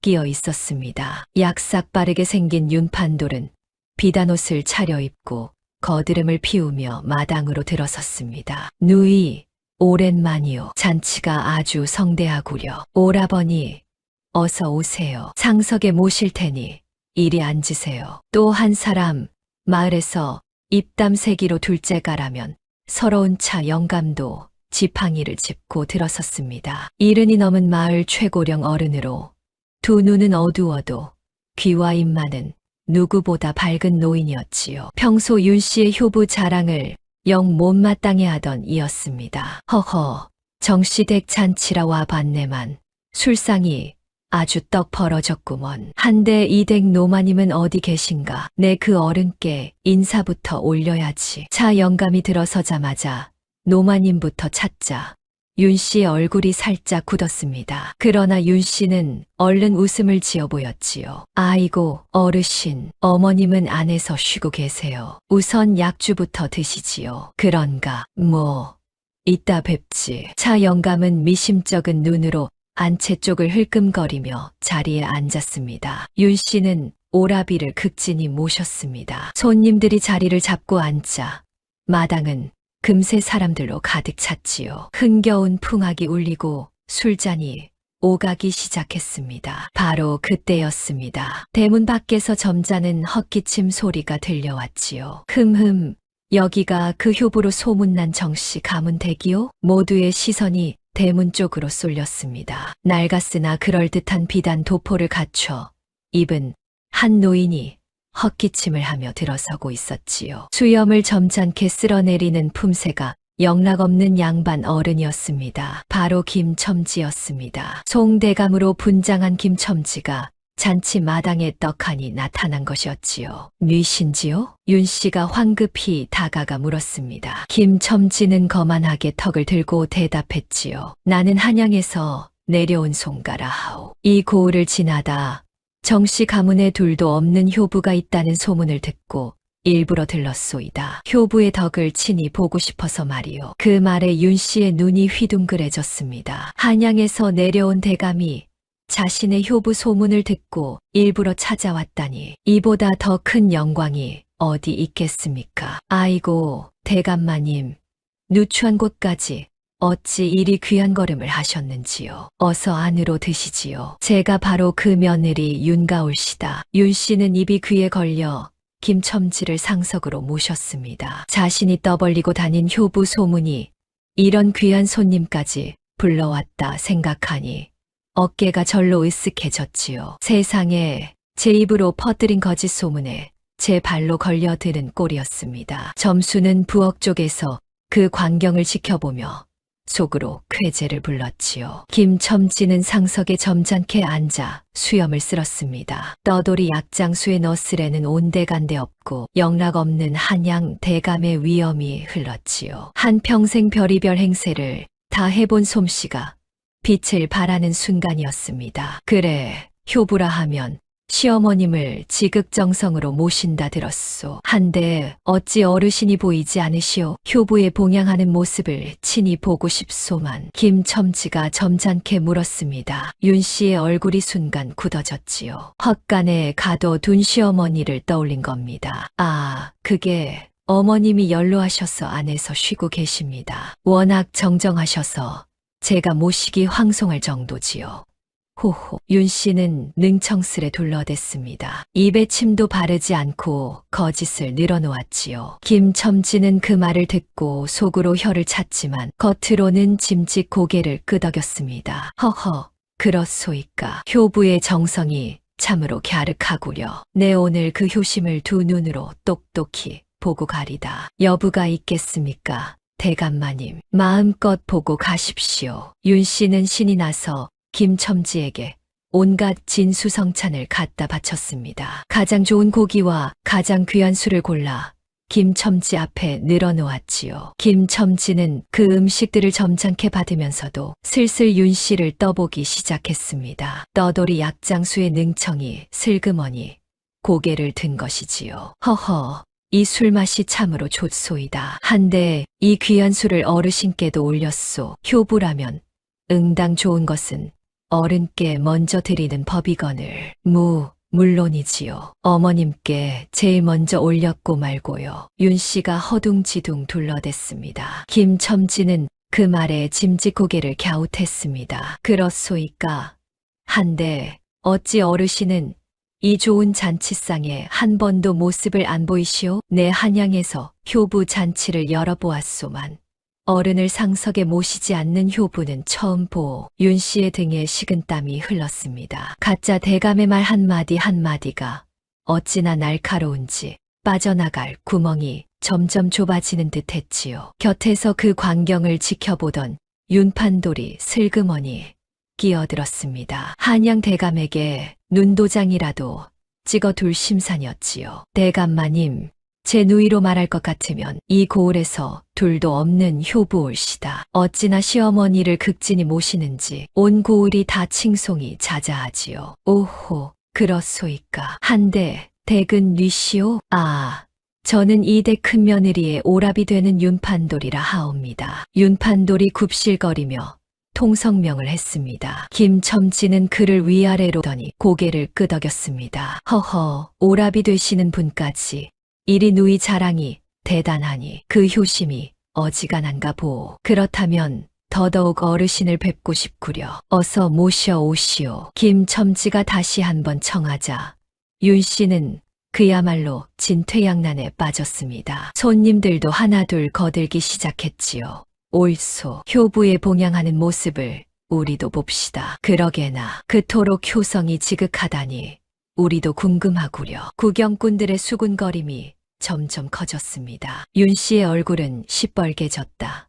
새파래지기를 거듭했지요. 평소 그토록 떠벌리던 효부 행세가 이제는 제 발목을 잡는 올가미가 되어버린 겁니다. 세상에 이런 일이 또 어디 있겠습니까? 남의 눈에 그럴듯해 보이려고 쌓아 올린 거짓이 바로 그 남의 눈앞에서 무너지려 하고 있었지요. 한편 그 소란을 틈타 점수는 이미 곳간으로 숨어들 채비를 마친 뒤였습니다. 윤 씨의 눈이 온통 가짜 대감에게 쏠려 있는 지금이야말로 다시 없을 기회였지요. 점수는 일하는 척 부엌을 빠져나와 사람들의 눈을 피해 곳간 쪽으로 향했습니다. 다행히 잔치 소란의 곳간을 지키는 이는 아무도 없었습니다. 그런데 곳간 문에는 묵직한 자물쇠가 걸려 있었지요. 점수는 잠시 난감했지만 이내 품에서 작은 쇠꼬챙이를 꺼냈지요. 친정에서 약방을 하던 시절 어깨 너머로 익혀둔 재주가 있었습니다. 어디 한번 해보자. 점수는 쇠꼬챙이를 자물쇠 구멍에 넣고 조심스레 움직였습니다. 얼마 지나지 않아 찰칵 하는 소리와 함께 자물쇠가 풀렸지요. 됐다. 점수는 살그머니 곳간 안으로 들어섰습니다. 어둑한 곳간 안에는 쌀가마니며 곡식 자루가 쌓여 있었지요. 점수는 실ong 위를 더듬어 묵직한 장부 한 권을 찾아냈습니다. 바로 곳간 출납 장부였지요. 점수는 장부를 펼쳐 호롱불에 비춰보았습니다. 그러고는 품에서 자신이 적어둔 셈 종이를 꺼내 나란히 맞대보았습니다. 장부에 적힌 출납 내역과 점순이 헤아려 둔 실제 출납이 어긋나는 곳이 한두 군데가 아니었지요. 곳간에서 나간 양식은 어마어마한데 장부에는 그저 식구들이 먹은 것으로 둘러대어져 있었습니다. 역시 그랬구나. 이 많은 양식이 다 친정으로 빠져나간 게야. 점순의 눈이 또렷하게 빛났습니다. 장부 곳곳에는 윤 씨가 손수 고쳐 쓴 흔적이 남아 있었지요. 숫자를 긁어내고 다시 적은 자국이 또렷했지요. 점수는 그 중에서도 가장 결정적인 대목들을 눈에 담았습니다. 친정에 양식을 실어보낸 날짜와 양이 장부에는 엉뚱하게 적혀 있었지요. 이것만 들이밀면 윤 씨는 빠져나갈 구멍이 없을 터였습니다. 점수는 장부를 품에 깊이 간직했습니다. 그러고는 곳간을 살그머니 빠져나와 다시 자물쇠를 걸어두었지요. 아무 일도 없었던 것처럼 말입니다. 부엌으로 돌아온 점순의 가슴은 두근거렸습니다. 이제 모든 패가 손안에 들어왔지요. 귀한 손님도, 곳간 장부도, 그리고 윤 씨의 끝없는 거짓말도, 남은 것은 그 패를 펼쳐 보일 순간뿐이었습니다. 마당에서는 여전히 윤 씨가 김첨지 앞에서 효부 행세에 열을 올리고 있었습니다. 손님들은 술이 거나하게 올라 흥겨워했지요. 풍악 소리가 한층 높아졌습니다. 그때 김첨지가 술잔을 내려놓으며 점잖게 입을 열었지요. 효부의 정성이 참으로 지극하구려. 한데 내 한 가지 청이 있소. 그 갸륵한 효심을 직접 보고 싶으니 어르신을 이 자리에 모셔다 효부가 봉양하는 모습을 보여줄 수 있겠소. 윤 씨의 얼굴이 다시 한번 굳어졌습니다. 헛간에 가둬둔 시어머니를 손님들 앞에 데려오라니 이 무슨 청천벽력 같은 청이란 말입니까? 그러나 거절할 수도 없었습니다. 한양 대감이 효부의 봉양을 친히 보겠다는데 안 된다 할 명분이 없었지요. 게다가 손님들이 다 보는 앞이었습니다. 아, 그게 어머님이 편찮으셔서. 편찮으시다. 방금은 정정하시다 하지 않았소. 효부라면 응당 어르신을 귀한 손님께 보여드리는 것이 도리 아니겠소. 김첨지가 짐짓의아한 듯 되물었습니다. 윤 씨는 식은땀을 흘리며 말문이 막혔지요. 자신이 늘어놓은 거짓말에 스스로 발이 걸린 셈이었습니다. 윤 씨의 머릿속이 어지러워졌습니다. 어떻게든 이 자리를 모면해야 했지요. 그런데 그 순간 점순이 부엌에서 천천히 걸어 나왔습니다. 손에는 따뜻한 국 한 그릇을 받쳐 든 채로 말입니다. 형님, 제가 어머님을 모셔올까요? 점순의 목소리가 마당에 또렷이 울려 퍼졌습니다. 모두의 시선이 점순에게로 쏠렸지요. 어수룩하던 막내 며느리의 눈이 그 순간 조용히 빛나고 있었습니다. 어머님을 모셔오겠다는 점순의 말에 윤 씨의 얼굴이 하얗게 질렸습니다. 헛간에 가둬둔 시어머니를 손님들 앞에 데려오겠다니 이 무슨 날벼락 같은 소리란 말입니까? 그러나 김첨지가 이미 어서 모셔오시오 하고 청한 마당이었습니다. 손님들의 눈도 온통 그쪽으로 쏠려 있었지요. 윤 씨는 이러지도 저러지도 못한 채 입술만 달싹였습니다. 아니, 어머님은 지금 좀 편찮으셔서. 형님, 대감마님께서 그토록 뵙고 싶어 하시는데요. 제가 얼른 모셔올게요. 점수는 윤 씨가 말릴 새도 없이 헛간 쪽으로 걸음을 옮겼습니다. 윤 씨는 발을 동동 굴렀지만 손님들 앞이라 함부로 소리를 지를 수도 없었지요. 윤 씨는 황급히 점순을 따라가 귓속말로 으름장을 놓았습니다. 막내대, 너 지금 무슨 짓이야? 어머님, 그 행색으로 나오시면 어쩌려고? 당장 그만둬. 형님, 대감마님 청을 어떻게 거절해요? 그냥 잠깐 뵙기만 하고 다시 모실게요. 점수는 짐짓 천연덕스럽게 대꾸했습니다. 윤 씨는 분통이 터졌지만 손쓸 도리가 없었지요. 점수는 그대로 헛간 문을 열었습니다. 헛간 안에서는 시어머니 박분녀가 거미줄 가득한 구석에 홀로 앉아 있었습니다. 잿빛 누더기에 굽은 등, 갈라진 손, 영락없는 늙은 종의 행색이었지요. 어머님, 손님들이 어머님을 뵙고 싶어 하세요. 잠깐 마당으로 나가시지요. 막내야, 이 행색으로 어찌 손님들 앞에를. 괜찮아요. 어머님, 그냥 그대로 나오세요. 점수는 노인을 부축해 마당으로 모셨습니다. 윤 씨가 뒤따라오며 어떻게든 막아보려 했지만 이미 늦었지요. 노인이 마당 한가운데로 모습을 드러내자 잔치 마당이 순식간에 조용해졌습니다. 손님들의 눈이 휘둥그레졌습니다. 한양 대감을 모신 호화로운 잔치상 곁에 거지나 다름없는 행색의 늙은 노인이 굽은 등을 하고 서 있었으니까요. 아니, 저 어른이 효부의 시어머니란 말인가? 세상에, 행색이 어찌 저런가? 손님들의 수군거림이 마당에 번지기 시작했습니다. 윤 씨의 얼굴은 시뻘개졌지요. 한양 대감 앞에서 효부 행세를 떨던 거짓이 슬슬 미천을 드러내려 하고 있었습니다. 김첨지는 노인을 가만히 바라보았습니다. 잿빛 누더기와 갈라진 손, 굽은 등을 보는 그의 눈빛이 차갑게 굳었지요. 그러나 김첨지는 짐짓 점잖게 입을 열었습니다. 이분이 바로 어르신이시오. 한데 어찌 효부의 시어머님께서 이런 행색이시오? 효부라면 응당 어른께 비단옷을 입혀드려야 하거늘 윤 씨는 다급해졌습니다. 어떻게든 둘러대야 했지요. 아, 그게 어머님이 워낙 검소하셔서 좋은 옷을 마다하신답니다. 일부러 이런 옷을 즐겨 입으시지요.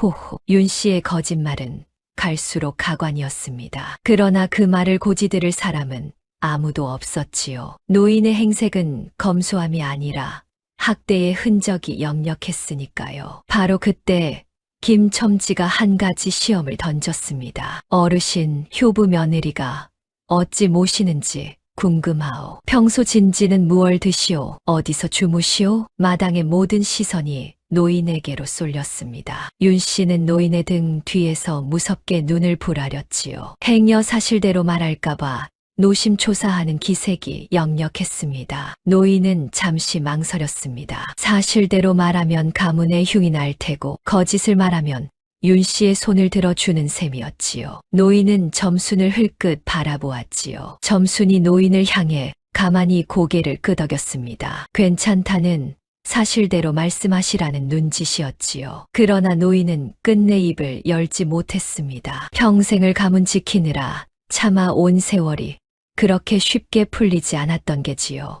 나는 그저 잘 지내오. 며느리가 잘 모셔주니. 노인의 목소리는 가늘게 떨렸습니다. 차마 진실도 거짓도 온전히 말하지 못한 채 그저 흐릿하게 얼버무렸지요. 윤 씨는 그제야 안도의 한숨을 내쉬었습니다. 보십시오. 대감마님, 어머님께서도 잘 지내신다 하지 않습니까? 호호, 윤 씨가 의기양양하게 끼어들었습니다. 그러나 김첨지의 눈은 속지 않았지요. 노인의 떨리는 목소리와 주눅든 기색에서 진실이 무엇인지 이미 다 읽어낸 것이었습니다. 그렇소이까. 김첨지는 짐짓 고개를 끄덕이면서도 다음 패를 준비했습니다. 점순과 미리 짜둔 대로 슬슬 윤 씨를 더 깊은 함정으로 몰아갈 참이었지요. 한데 마침내 시장하니 어르신께서 평소 드시는 진지를 한번 내어보시오. 효부가 어른께 어떤 진지를 올리는지 내 직접 맛보고 싶소이다. 이 말에 윤 씨의 얼굴이 또다시 굳어졌습니다. 시어머니가 평소 먹던 식은 밥과 짠지를 내놓을 수는 없는 노릇이었지요. 그렇다고 새로 진수성찬을 차려내면 평소엔 그렇게 안 먹였다는 것을 스스로 인정하는 꼴이었습니다. 아, 그게 어머님 진지는 이미 안에서 드셨고 그럼 평소 쓰시는 진지 그릇이라도 보여주시오. 효부가 어른께 어떤 그릇에 진지를 올리는지 궁금하구려. 김첨지가 한 발 더 밀고 들어왔습니다. 윤 씨는 진땀을 뺐지요. 시어머니가 쓰던 이 빠진 사기 그릇과 다리 부러진 개다리 소반을 내보일 수는 없었습니다. 마당의 분위기가 점점 묘해졌습니다. 손님들은 윤 씨가 자꾸만 말을 돌리는 것을 수상하게 여기기 시작했지요. 바로 그때 술이 거나하게 오른 차 영감이 무릎을 탁 치며 끼어들었습니다. 거참 이상도 하네. 효부라면서 어른 진지 그릇 하나를 못 보여주누만. 가만 내 한마디 보태도 되겠소. 대감 말씀해 보시오. 김첨지가 점잖게 고개를 끄덕였습니다. 차 영감은 헛기침을 한 번 하더니 윤 씨를 향해 능청스레 입을 열었지요. 이대 큰 며느리가 효부하기에 나도 그런 줄로만 알았소이다. 한데 말이오. 내 작년 겨울 새벽같이 이대가 풀 지나는데 노마님이 손이 다 트도록 우물물을 깃고 계십디다. 그것도 한 동이가 아니라 큰 독을 가득. 내 그래서 한마디 했지. 아니 노마님이 이 추위에 어찌 물을 깃소 했더니 노마님이 뭘 하신 줄 아시오? 차 영감이 뜸을 들이자 마당의 시선이 일제히 쏠렸습니다. 윤 씨의 얼굴이 새하얗게 질렸지요. 며느라기가 시키는 일이니 해야지요. 하시더란 말이오. 효부가 시켜서 잃은 노인이 새벽에 물을 깃는다. 허허. 그런 효도는 내 평생 처음 들어보. 차 영감의 입담에 구경꾼들이 그만 와르르 웃음을 터뜨렸습니다. 웃음 끝에 수군거림이 한층 더 커졌지요. 하긴 나도 저택 노마님이 마당 쓰는 걸 봤구먼. 효부는 무슨 종을 부리듯 했구먼 그래. 차 영감의 폭로 한 방에 윤 씨가 그토록 떨어 대던 효부의 가면이 우습게 벗겨지기 시작했습니다. 윤 씨는 얼굴이 시뻘개져서 차 영감을 노려보았지만 마을 최고령 어른인 대다 손님들이 다 듣는 앞이라 함부로 입을 놀릴 수도 없었지요. 어르신, 그건 어머님이 정정하시라고 일부러 이른 노인을 새벽 추위에 내몬다. 거 효도법 한번 별나구먼. 나도 우리 며느리한테 그 효도 좀 받아봤으면 좋겠네 그려. 차 영감이 또 한 번 비꼬자 구경꾼들이 다시 배를 잡고 웃었습니다. 윤 씨의 등에서는 식은땀이 줄줄 흘렀지요. 자신이 그토록 자랑하던 효부의 가면이 한꺼풀씩 벗겨지고 있었습니다. 그때 점순이 다시 나섰습니다. 손에는 따뜻한 국 한 그릇을 받쳐 든 채였지요. 대감마님, 제가 어머님께 늘 올리던 진지가 여기 있습니다. 미천한 막내 며느리가 올리는 것이라 변변치 못하지만 어머님께서 좋아하시는 따뜻한 국이옵니다. 점수는 노인 앞에 무릎을 꿇고 국그릇을 정성스레 올렸습니다. 노인의 눈가에 또르르 눈물이 맺혔지요. 그동안 점순이 몰래 챙겨준 따뜻한 국이 비로소 사람들 앞에 드러나는 순간이었습니다. 막내야, 노인은 떨리는 손으로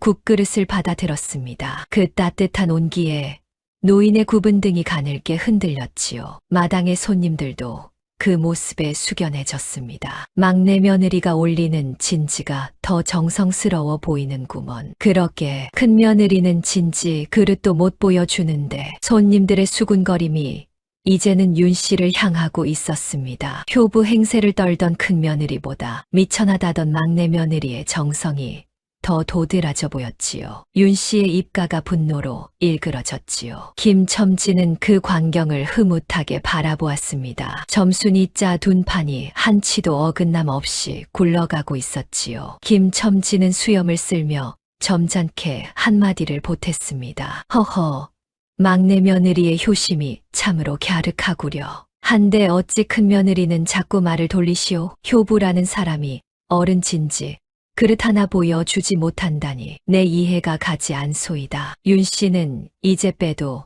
박도 못할 처지가 되었습니다. 둘러댈수록 의심만 커지고 진실을 말할 수도 없었지요. 마당의 분위기는 윤 씨에게 점점 불리하게 돌아갔습니다. 궁지에 몰린 윤 씨는 한 가지 꾀를 냈습니다. 어떻게든 이 가짜 대감을 빨리 돌려보내야겠다고 생각한 것이지요. 윤 씨는 김첨지에게 슬그머니 다가가 귓속말을 건넸지요. 대감마님, 누추한 곳까지 오시느라 고생하셨는데 약소 하나마 노자에 보태시지요. 윤 씨는 소매자락에서 묵직한 엽전 꾸러미와 비단 한 필을 꺼내 김첨지 앞에 슬쩍 밀어놓았습니다. 대감을 구워 삶아 어서 자리를 뜨게 할 심산이었지요. 김첨지는 그것을 흘끗 내려다보았습니다. 떠돌이 약장수에게 엽전 꾸러미와 비단 한 필은 적잖은 재물이었지요. 그러나 김첨지는 점잖게 헛기침을 했습니다. 이게 무엇이오? 효부가 어른 봉양하는 모습을 보러 온 손님에게 노자라니. 내 그런 것을 받자고 온 줄 아시오? 김첨지가 짐짓노한 척하자 윤 씨는 화들짝 놀랐습니다. 엽전 꾸러미를 황급히 거두려 했지요. 아니옵니다. 대감마님, 그저 정성이온데. 정성은 어른께 보일 일이지 어찌 손님에게 보이시오? 그 정성 어른 진지상에나 쓰시구려. 김첨지가 능청스레 받아쳤습니다. 윤 씨의 얼굴이 다시 시뻘개졌지요. 가짜 대감을 돈으로 매수하려던 꾀마저 보기 좋게 빗나가 버린 겁니다. 손님들은 그 광경을 보며 또 한 번 수군거렸습니다. 저것 좀 보게. 대감을 돈으로 구워 삶으려 하지 않는가. 효부가 아니라 영 딴 사람일세 그려. 마당 한쪽에서 그 모든 것을 지켜보던 큰아들 정대근의 표정도 점점 어두워졌습니다. 처가 가짜 대감에게 돈을 찔러주고 어머니의 행색이 손님들 입에 오르내리는 꼴을 정대근은 차마 두 눈 뜨고 보기 힘들었지요. 여보, 대체 무슨 짓이오? 어머님 진지 그릇 하나 못 보여준다니 그게 말이 돼요? 정대근이 처에게 나직이 따져 물었습니다. 평소 처에게 한마디도 못하던 그였지만 어머니가 손님들 앞에서 구경거리가 되는 꼴에 그만 울컥한 것이었지요. 당신은 가만히 좀 있어요. 지금 그게 중요해요? 윤 씨가 신경질적으로 쏘아붙였습니다. 정대근은 입을 다물었지만 그 눈빛은 예전과 달랐지요. 무언가 단단히 잘못되었다는 것을 정대근도 비로소 느끼기 시작한 것이었습니다. 점수는 그 모든 광경을 차분히 지켜보고 있었습니다. 윤 씨가 발버둥 칠수록 거짓의 가면은 더 빨리 벗겨졌고 손님들의 마음도 점점 윤 씨에게서 돌아서고 있었지요. 모든 것이 점순이 그려둔 그림대로 흘러가고 있었습니다. 그러나 윤 씨도 호락호락 무너질 사람이 아니었습니다. 궁지에 몰린 윤 씨의 머릿속에서 무언가 독한 생각이 천천히 고개를 들기 시작했지요. 윤 씨의 눈이 점순에게로 향했습니다. 그 어수룩하던 막내 며느리가 오늘따라 어딘가 달라 보였지요. 따뜻한 국을 올리는 솜씨하며 손님들 앞에서 또박또박 말하는 품새하며 평소의 점순이 아니었습니다. 저것이 무언가 꾸미고 있구나. 윤 씨는 직감했습니다. 이 모든 일이 우연이 아니라는 것을요. 어수룩한 줄로만 알았던 막내 며느리가 무언가 판을 짜고 있다는 것을 윤 씨는 본능적으로 알아챘지요. 윤 씨의 눈에 도끼가 서리기 시작했습니다. 궁지에 몰린 짐승이 발톱을 드러내듯 윤 씨도 반격을 준비하고 있었지요. 잔치 마당에 흥겨운 풍악 소리 너머로 보이지 않는 긴장이 팽팽하게 감돌기 시작했습니다. 해는 어느덧 서쪽으로 기울고 있었습니다. 그러나 이 잔치의 진짜 소동은 이제 막 시작되려 하고 있었지요. 잔치 마당의 분위기는 어느새 완전히 뒤바뀌어 있었습니다. 효부로 칭송받던 윤 씨는 손님들의 의심 어린 눈초리를 받게 되었고 미천하다던 막내 며느리 점순의 정성이 도리어 빛을 발했지요. 한양 대감송가 어른은 점순의 효심을 거듭 칭찬했습니다. 시어머니 박분녀는 비로소 따뜻한 국 한 그릇을 사람들 앞에서 받아들었지요. 점순으로서는 잠시나마 작은 승리를 거둔 셈이었습니다. 막내 며느리가 참으로 효부일세 그려.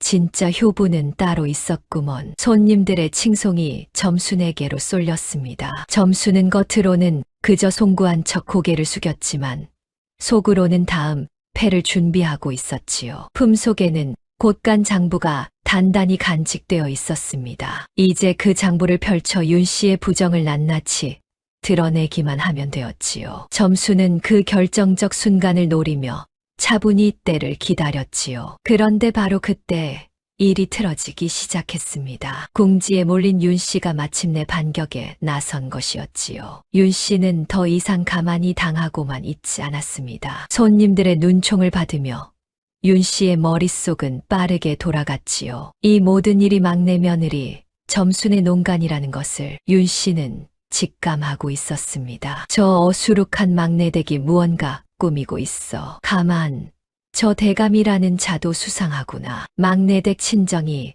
장사치 집안이라 했지. 떠돌이 약장순에 모내하는 자들과 어울렸을 터인데 윤 씨의 의심은 점점 한 곳으로 모였습니다. 한양에서 내려왔다는 대감의 정체부터가 미심쩍었지요. 점잖은 척하지만 어딘가 양반답지 않은 구석이 자꾸만 눈에 걸렸습니다. 윤 씨는 곁에 있던 종 하나를 가만히 불렀습니다. 그러고는 나직이 일렀지요. 너, 저 막내댁을 잘 지켜봐라. 오늘 하루 종일 무얼 했는지, 어디를 다녔는지 하나도 빠짐없이 알아와. 그리고 저 대감이라는 자, 정말 한양에서 온 양반이 맞는지 슬쩍 떠보고. 종은 고개를 끄덕이고 물러갔습니다. 윤 씨의 눈에 도끼가 서리기 시작했지요. 궁지에 몰린 윤 씨는 이제 점순의 약점을 찾아 거꾸로 뒤집을 작정이었습니다. 얼마 지나지 않아 종이 윤 씨에게 돌아와 귓속말을 전했습니다. 마님, 아무래도 이상합니다. 막내댁이 아까 잔치 소란 중에 곳간 쪽으로 가는 걸 본 사람이 있다 합니다. 곳간, 윤 씨의 눈이 번쩍 뜨였지요. 곳간이라면 윤 씨가 가장 감추고 싶어 하는 비밀이 잠들어 있는 곳이었지요. 양식을 빼돌리고 장부를 조작한 그 모든 증거가 거기 있었습니다. 윤 씨는 황급히 곳간으로 달려갔습니다. 자물쇠는 멀쩡히 걸려 있었지요. 그러나 윤 씨가 떨리는 손으로 자물쇠를 열고 안으로 들어가 실ong 위를 더듬었을 때였습니다. 없어. 장부가 윤 씨의 얼굴이 새파랗게 질렸습니다. 늘 실ong 위에 놓여있던 곳간, 출납 장부가 감쪽같이 사라진 것이었지요. 윤 씨는 온 곳간을 뒤졌지만 장부는 어디에도 없었습니다. 그 순간 윤 씨는 모든 것을 깨달았습니다. 막내 며느리가 곳간에 숨어들어 장부를 훔쳐간 것이 분명했지요. 윤 씨의 부정을 낱낱이 적어둔 그 장부를 말입니다. 이것이 감히 내 곳간에 손을 대다니 그 장부로 나를 올가매려는 개로구나. 윤 씨는 이를 부드득 알았습니다. 그러나 윤 씨는 보통 내기가 아니었지요. 위기에 몰리자 도리어 머리가 차갑게 돌아가기 시작했습니다. 옳거니 장부를 훔쳐갔다면 거꾸로 저것을 도둑으로 몰면 될 일이지. 윤 씨의 입가에 독한 미소가 번졌습니다. 점순이 곳간 장부를 가지고 있다는 것은 곧 점순이 남의 곳간에 함부로 들어가 물건을 훔쳤다는 뜻이기도 했지요. 윤 씨는 그 점을 거꾸로 물고 늘어질 작정이었습니다. 윤 씨는 곳간 문을 박차고 나와 마당으로 돌아갔습니다. 그러고는 손님들이 다 듣도록 큰 소리로 외쳤지요. 여러분, 우리 집에 도둑이 들었습니다. 곳간 장부가 감쪽같이 사라졌어요. 마당이 술렁였습니다. 흥겹던 풍악도 뚝 그쳤지요. 손님들의 시선이 일제히 윤 씨에게로 쏠렸습니다. 도둑이라니, 그게 무슨 말이오? 우리 집 곳간 출납 장부가 없어졌습니다. 분명 이 자리에 그 장부를 훔쳐간 자가 있어요. 윤 씨는 일부러 목소리를 높였습니다. 그러고는 점순을 매섭게 노려보았지요. 그 눈빛에는 내가 한 짓을 다 안다는 도끼가 서려 있었습니다. 막내댁, 내가 아까 곳간 쪽으로 가는 걸 본 사람이 있다는데 어디 사실대로 말해보아라. 내가 곳간 장부를 훔쳤지. 윤 씨가 점순을 향해 손가락질을 했습니다. 마당의 모든 시선이 점순에게로 쏠렸지요. 분위기가 순식간에 뒤집혔지요. 조금 전까지만 해도 효부로 칭송받던 점순이 이제는 곳간 도둑으로 몰리는 신세가 된 것이었습니다. 윤 씨의 반격은 그만큼 날카로웠지요. 형님, 무슨 말씀이세요? 제가 왜 곳간 장부를? 점순이 침착하게 대꾸했습니다. 그러나 윤 씨는 물러서지 않았습니다. 그럼 내 몸을 뒤져보면 될 것 아니냐? 장부가 없으면 내 결백이 밝혀질 테고 있으면 내가 도둑인 게야. 여봐라. 어서 저 막내댁의 몸을 뒤져라. 윤 씨가 종들에게 명했지요. 점순에게는 그 장부가 분명히 들어 있었지요. 만약 지금 몸수색을 당한다면 점순은 꼼짝없이 도둑으로 몰릴 판이었습니다. 점순의 등에 식은땀이 흘렀습니다. 모든 패가 손안에 있었는데 그 패를 펼쳐 보이기도 전에 도둑으로 몰리게 생긴 것이었지요. 윤 씨는 점순이 가장 강한 패라 믿었던 그 장부를 거꾸로 점순의 발목을 잡는 올가미로 만들어 버린 셈이었지요. 어서 뒤지래도 무얼 꾸물거리느냐? 윤 씨의 호통이 마당을 울렸습니다. 종들이 점순에게로 다가왔지요. 점순은 한 발 물러서며 어떻게든 시간을 벌어보려 했지만 상황은 점점 불리해졌습니다. 게다가 윤 씨는 거기서 멈추지 않았습니다. 의심의 화살을 김첨지에게로도 돌린 것이었지요. 그리고 저 대감이라는 자도 수상합니다. 막내댁 친정이 장사치 집안인데 갑자기 한양 대감이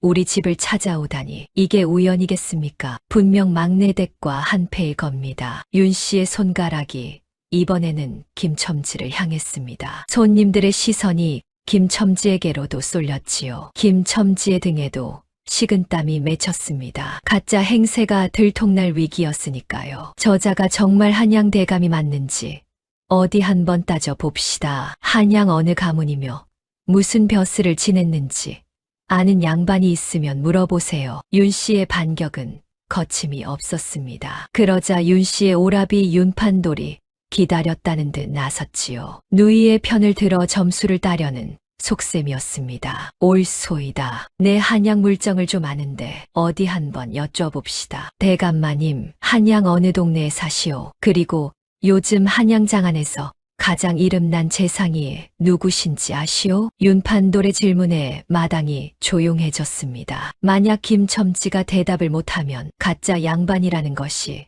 그대로 들통날 판이었지요. 점순의 가슴이 철렁 내려앉았습니다. 그러나 김첨지는 한평생 떠돌며 산전수전 다 겪은 사람이었습니다. 그 정도 질문에 당황할 위인이 아니었지요. 김첨지는 오히려 호탕하게 껄껄 웃었지요. 허허, 이런 무엄한 지고 손님으로 온 어른에게 가문을 캐묻고 신원을 따지다니 이게 효부 집안의 손님 대접이요? 내 한양에서 이런 대접은 처음 받아보오. 김첨지가 짐짓 노한 척 호통을 치자 윤판돌은 움찔했습니다. 양반 행세를 어찌나 그럴듯하게 하는지 윤판돌도 잠시 기가 눌렸지요. 하나 정 궁금하다면 말해주리다. 나는 한양 북촌에 사는 송가요. 벼슬은 진작에 내려놓고 향리에 묻혀 사는 늙은이일 뿐이요. 그래서 효부의 미담을 듣고 일부러 찾아온 게요. 한대 댁들은 어찌 손님을 도둑 취급하고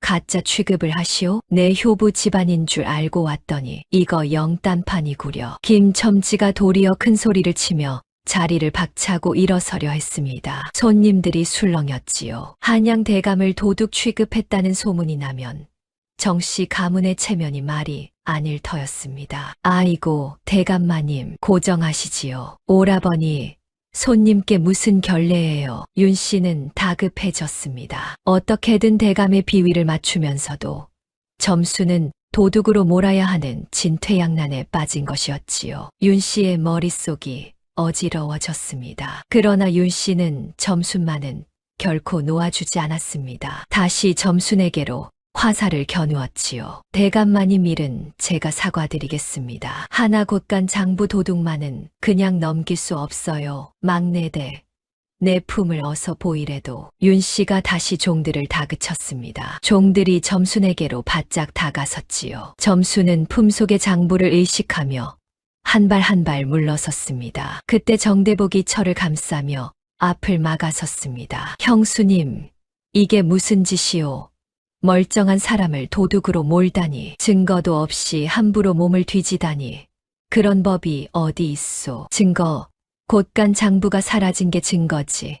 막내댁이 곳간 쪽으로 가는 걸 본 사람도 있고, 서방님은 빠지세요. 제 철하고 감싸는 게요. 윤 씨가 정대복을 매섭게 쏘아붙였지요. 형제간에, 동서간의 고성이 오가기 시작했지요. 잔치 마당은 그야말로 아수라장이 되어갔습니다. 손님들도 둘로 갈렸습니다. 어떤 이는 막내댁이 수상하다 했고, 어떤 이는 큰 며느리가 무언가 캥기는 게 있어 저런다 했지요. 마당의 분위기는 한치 앞을 알 수 없게 뒤엉켰습니다. 점수는 사방이 막힌 처지가 되었습니다. 품속에는 결정적 증거인 장부가 있었지만 지금 그것을 꺼내면 도둑질한 것을 스스로 인정하는 꼴이었지요. 그렇다고 끝까지 감추면 종들에게 몸수색을 당해 같은 결과가 될 터였지요. 어느 쪽이든 점순이 불리한 형국이었습니다. 윤 씨는 점순이 가장 믿었던 패를 가장 큰 약점으로 뒤집어 놓은 것이었지요. 과연 보통 머리가 아니었습니다. 어서 뒤지래도 도둑년을 그냥 둘 셈이냐. 윤 씨의 날선 호통이 마당을 갈랐습니다. 종들의 손이 점순에게 닿으려는 순간이었지요. 해는 이미 서산에 걸려 있었습니다. 붉은 노을이 마당을 물들이는 가운데 점순과 김첨지는 사면 초가에 몰렸지요. 어수룩한 막내 며느리의 묘책이 가장 위태로운 고비를 맞이하고 있었습니다. 종들의 손이 마침내 점순의 품에 닿았습니다. 점순은 끝까지 버텼지만 여럿이 달려드는 데는 당해 낼 재간이 없었지요. 여기 있습니다. 마님, 정말로 장부가 나왔어요. 종 하나가 점순의 품에서 곳간 장부를 끄집어냈습니다. 마당이 술렁였지요. 점순이 정말로 곳간 장부를 품고 있었던 것이 드러난 것이었습니다. 보아라, 내 그럴 줄 알았다. 막내댁이 곳간에 숨어들어 장부를 훔친 게야. 이런 도둑을 집안에 들였으니 이 일을 어찌한단 말이냐. 윤 씨는 의기양양하게 외쳤습니다. 종에게서 장부를 낚아채 다시 제 품에 넣었지요. 결정적 증거가 도로 윤 씨의 손으로 넘어가 버린 것이었습니다. 손님들의 눈초리가 일제히 점순에게로 쏠렸습니다. 조금 전까지 효부로 칭송받던 점순이 한순간에 남의 곳간을 턴 도둑으로 전락한 것이었지요. 세상에 정말 장부를 훔쳤구먼. 그럼 아까 그 효부 행세도 다 거짓이었나? 손님들의 수군거림이 이번에는 점순을 향했습니다. 점순의 얼굴이 하얗게 질렸지요. 모든 패를 손에 쥐었다 믿었는데 그 패를 펼쳐 보이기도 전에 도둑으로 몰려버린 것이었습니다. 윤 씨는 거기서 멈추지 않았습니다. 아예 점순을 관하로 넘겨버릴 작정이었지요. 여봐라. 당장 포조를 불러라. 남의 곳간을 턴 도둑이니 관아에 넘겨 엄히 다스려야겠다. 그리고 저 가짜 대감과 한패니 함께 묶어라. 윤 씨의 호통의 종들이 점순과 김첨지를 둘러쌌습니다. 점순은 꽁꽁 묶여 마당 한가운데로 끌려 나왔지요. 김첨지도 더는 어쩌지 못하고 굳은 얼굴로 서 있었습니다. 이제 점순에게는 빠져나갈 구멍이 없는 듯 했습니다. 장부는 윤 씨의 손에 도로 들어갔고 자신은 도둑으로 묶였으며 김첨지마저 정체가 들통날 위기였지요. 그동안 공들여 짠 판이 한순간에 무너져 내린 것이었습니다. 점수는 입술을 깨물었습니다. 그러나 아무리 머리를 굴려도 묘책이 떠오르지 않았지요. 결정적 증거를 빼앗긴 마당에 무슨 수로 윤 씨의 부정을 밝힌단 말입니까? 마당 한쪽에서는 시어머니 박분녀가 그 광경을 떨리는 눈으로 지켜보고 있었습니다. 자신을 위해 나섰던 막내 며느리가 도둑으로 묶이는 꼴을 보자 노인의 가슴이 찢어지는 듯했지요. 막내야, 나 때문에 내가. 노인의 눈에서 눈물이 흘러내렸습니다. 점순이 자신을 위해 이 모든 일을 벌였다는 것을 노인은 이제 똑똑히 알았지요. 그런데 그 막내 며느리가 자기 대신 도둑으로 몰려 끌려가게 생긴 것이었습니다. 바로 그 순간 노인의 마음속에서 무언가가 무너지고 또 무언가가 일어섰습니다. 평생을 가문 지키느라 참고 또 참아온 세월이 더는 침묵을 견디지 못하고 끓어오른 것이었지요. 노인은 점순을 향해 비틀거리며 다가갔습니다. 그러고는 묶인 점순 곁에 무릎을 꿇었지요. 막내야, 미안하구나. 이 못난 늙은이가 진작 입을 열었어야 했는데 내가 일이 될 때까지 무얼 하고 있었던 게냐. 어머님, 아니에요. 어머님은 잘못 없으세요. 점수는 고개를 저었습니다. 그러나 노인은 천천히 고개를 들었지요. 그 눈빛이 예전과 달랐습니다. 주눅 들어 흐릿하던 눈에 오래 잊고 있던 종부의 위엄이 되살아나고 있었습니다. 노인은 문득 며칠 전 부엌 모퉁이에서 점순에게 했던 자신의 말을 떠올렸습니다. 체면이란 남이 세워주는 것이지 스스로 세우는 것이 아니란다. 그때는 그저 신세 한탄처럼 흘린 말이었지요. 그러나 이제 노인은 그 말의 진짜 뜻을 깨달았습니다. 윤 씨가 그토록 떨어대던 거짓 체면도 자신이 가문 지킨답시고 참아 온 침묵도 결국 부질없는 것이었지요. 진짜 어른의 도리는 침묵이 아니라 옳은 것을 옳다 말하는 데 있었습니다. 늙은 종부의 흐린 눈에 비로소 또렷한 빛이 돌아왔지요. 가만히 있을 일이 아니구나. 내가 입을 다물고 있어서야 저 아이만 죽는 게 아니라 이 가문이 통째로 썩어 들어가는 게야. 노인은 굽은 등을 천천히 폈습니다. 그러고는 떨리지만 또렷한 목소리로 윤 씨를 불렀습니다. 윤 씨야. 그 한마디에 마당이 조용해졌습니다. 늘 기어들어가던 노인의 목소리가 그날따라 마당 끝까지 또렷이 울려 퍼진 것이었지요. 윤 씨도 흠칫 노인을 돌아보았습니다. 어머님, 갑자기 무슨 막내를 풀어주어라. 그 아이는 도둑이 아니다. 그 장부를 가져간 건 내가 시킨 일이니라. 노인의 말에 마당이 술렁였습니다. 윤 씨의 얼굴이 굳어졌지요. 점순도 놀라 노인을 바라보았습니다. 노인은 점순을 향해 가만히 고개를 끄덕였지요. 이제는 자신이 나설 차례라는 뜻이었지요. 어머님, 그게 무슨 말씀이세요? 어머님이 시키다니요. 윤 씨가 다급히 끼어들었습니다. 그러나 노인은 흔들리지 않았지요. 왜?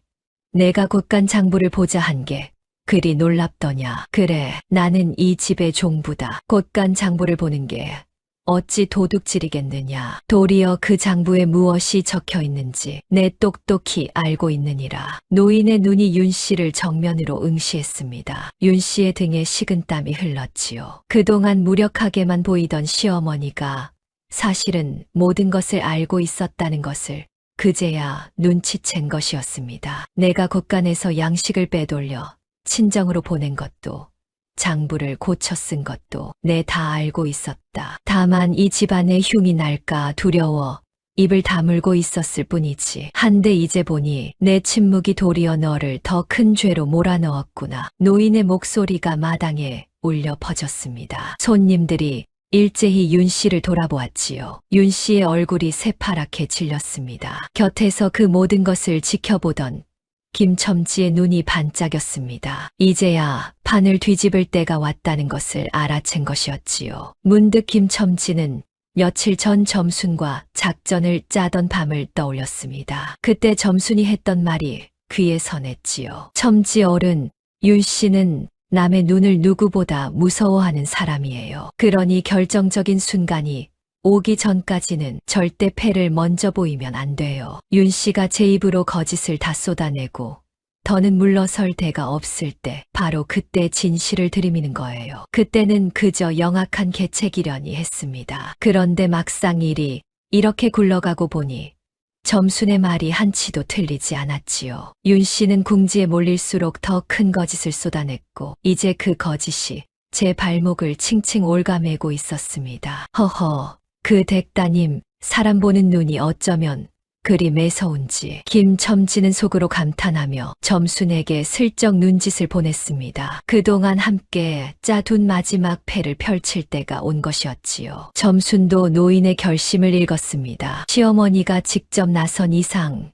이제는 진실을 낱낱이 드러낼 차례였지요. 점순은 묶인 손으로나마 품속을 더듬었습니다. 다행히 윤 씨에게 빼앗긴 곳간 장부 말고도 점순이 따로 적어둔 셈 종이가 품 깊숙이 남아 있었지요. 형님, 그 장부 다시 펼쳐보세요. 제가 따로 적어둔 셈과 맞대보면 누가 도둑인지 금방 드러날 테니까요. 점순이 또렷한 목소리로 말했습니다. 윤 씨의 손이 가늘게 떨렸습니다. 그런데 이때 뜻밖의 인물이 동요하기 시작했지요. 바로 윤 씨의 오라비 윤판돌이었지요. 윤판돌은 누구보다 누이의 속사정을 잘 아는 사람이었습니다. 곳간에서 빼돌린 양식이 어디로 갔겠습니까? 바로 윤판돌의 친정, 곧 윤 씨의 친정으로 흘러든 것이었지요. 윤판돌도 그 덕을 톡톡히 본 사람이었습니다. 그런 윤판돌이 시어머니가 모든 것을 알고 있다는 말에 안색이 변했습니다. 곳간 장부에 빼돌린 내역이 다 적혀 있고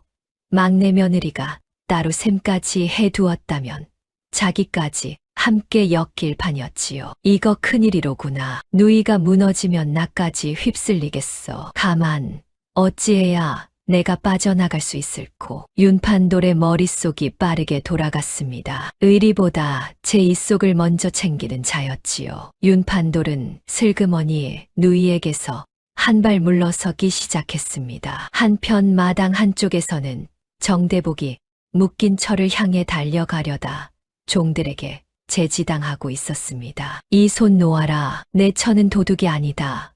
어머니가 시킨 일이라 하지 않느냐. 정대복의 외침이 마당에 울렸습니다. 그러나 종들은 윤 씨의 서슬에 눌려 그를 붙잡고 놓아주지 않았지요. 큰아들 정대근도 이 광경에 어쩔 줄을 몰라 발만 동동 굴렀지요. 점수는 묶인 채로 그 모든 것을 지켜보았습니다. 모든 패를 빼앗기고 도둑으로 몰린 절망의 순간이었지만 점순의 눈빛만은 죽지 않았지요. 시어머니가 나서 주었고 김첨지가 곁에 있었으며 무엇보다 진실은 자신의 편이었으니까요. 이제 시작이다. 빼앗긴 장부도 따로 적어둔 셈도 어머님의 증언도 모든 것을 한자리에 펼쳐놓으면 윤 씨는 더 이상 빠져나갈 수 없다. 점수는 마음을 다잡았습니다. 시어머니의 증언과 막내 며느리의 셈, 그리고 가짜였으나 좌중을 휘어잡은 김첨지의 위세까지 세 가지가 하나로 맞물리며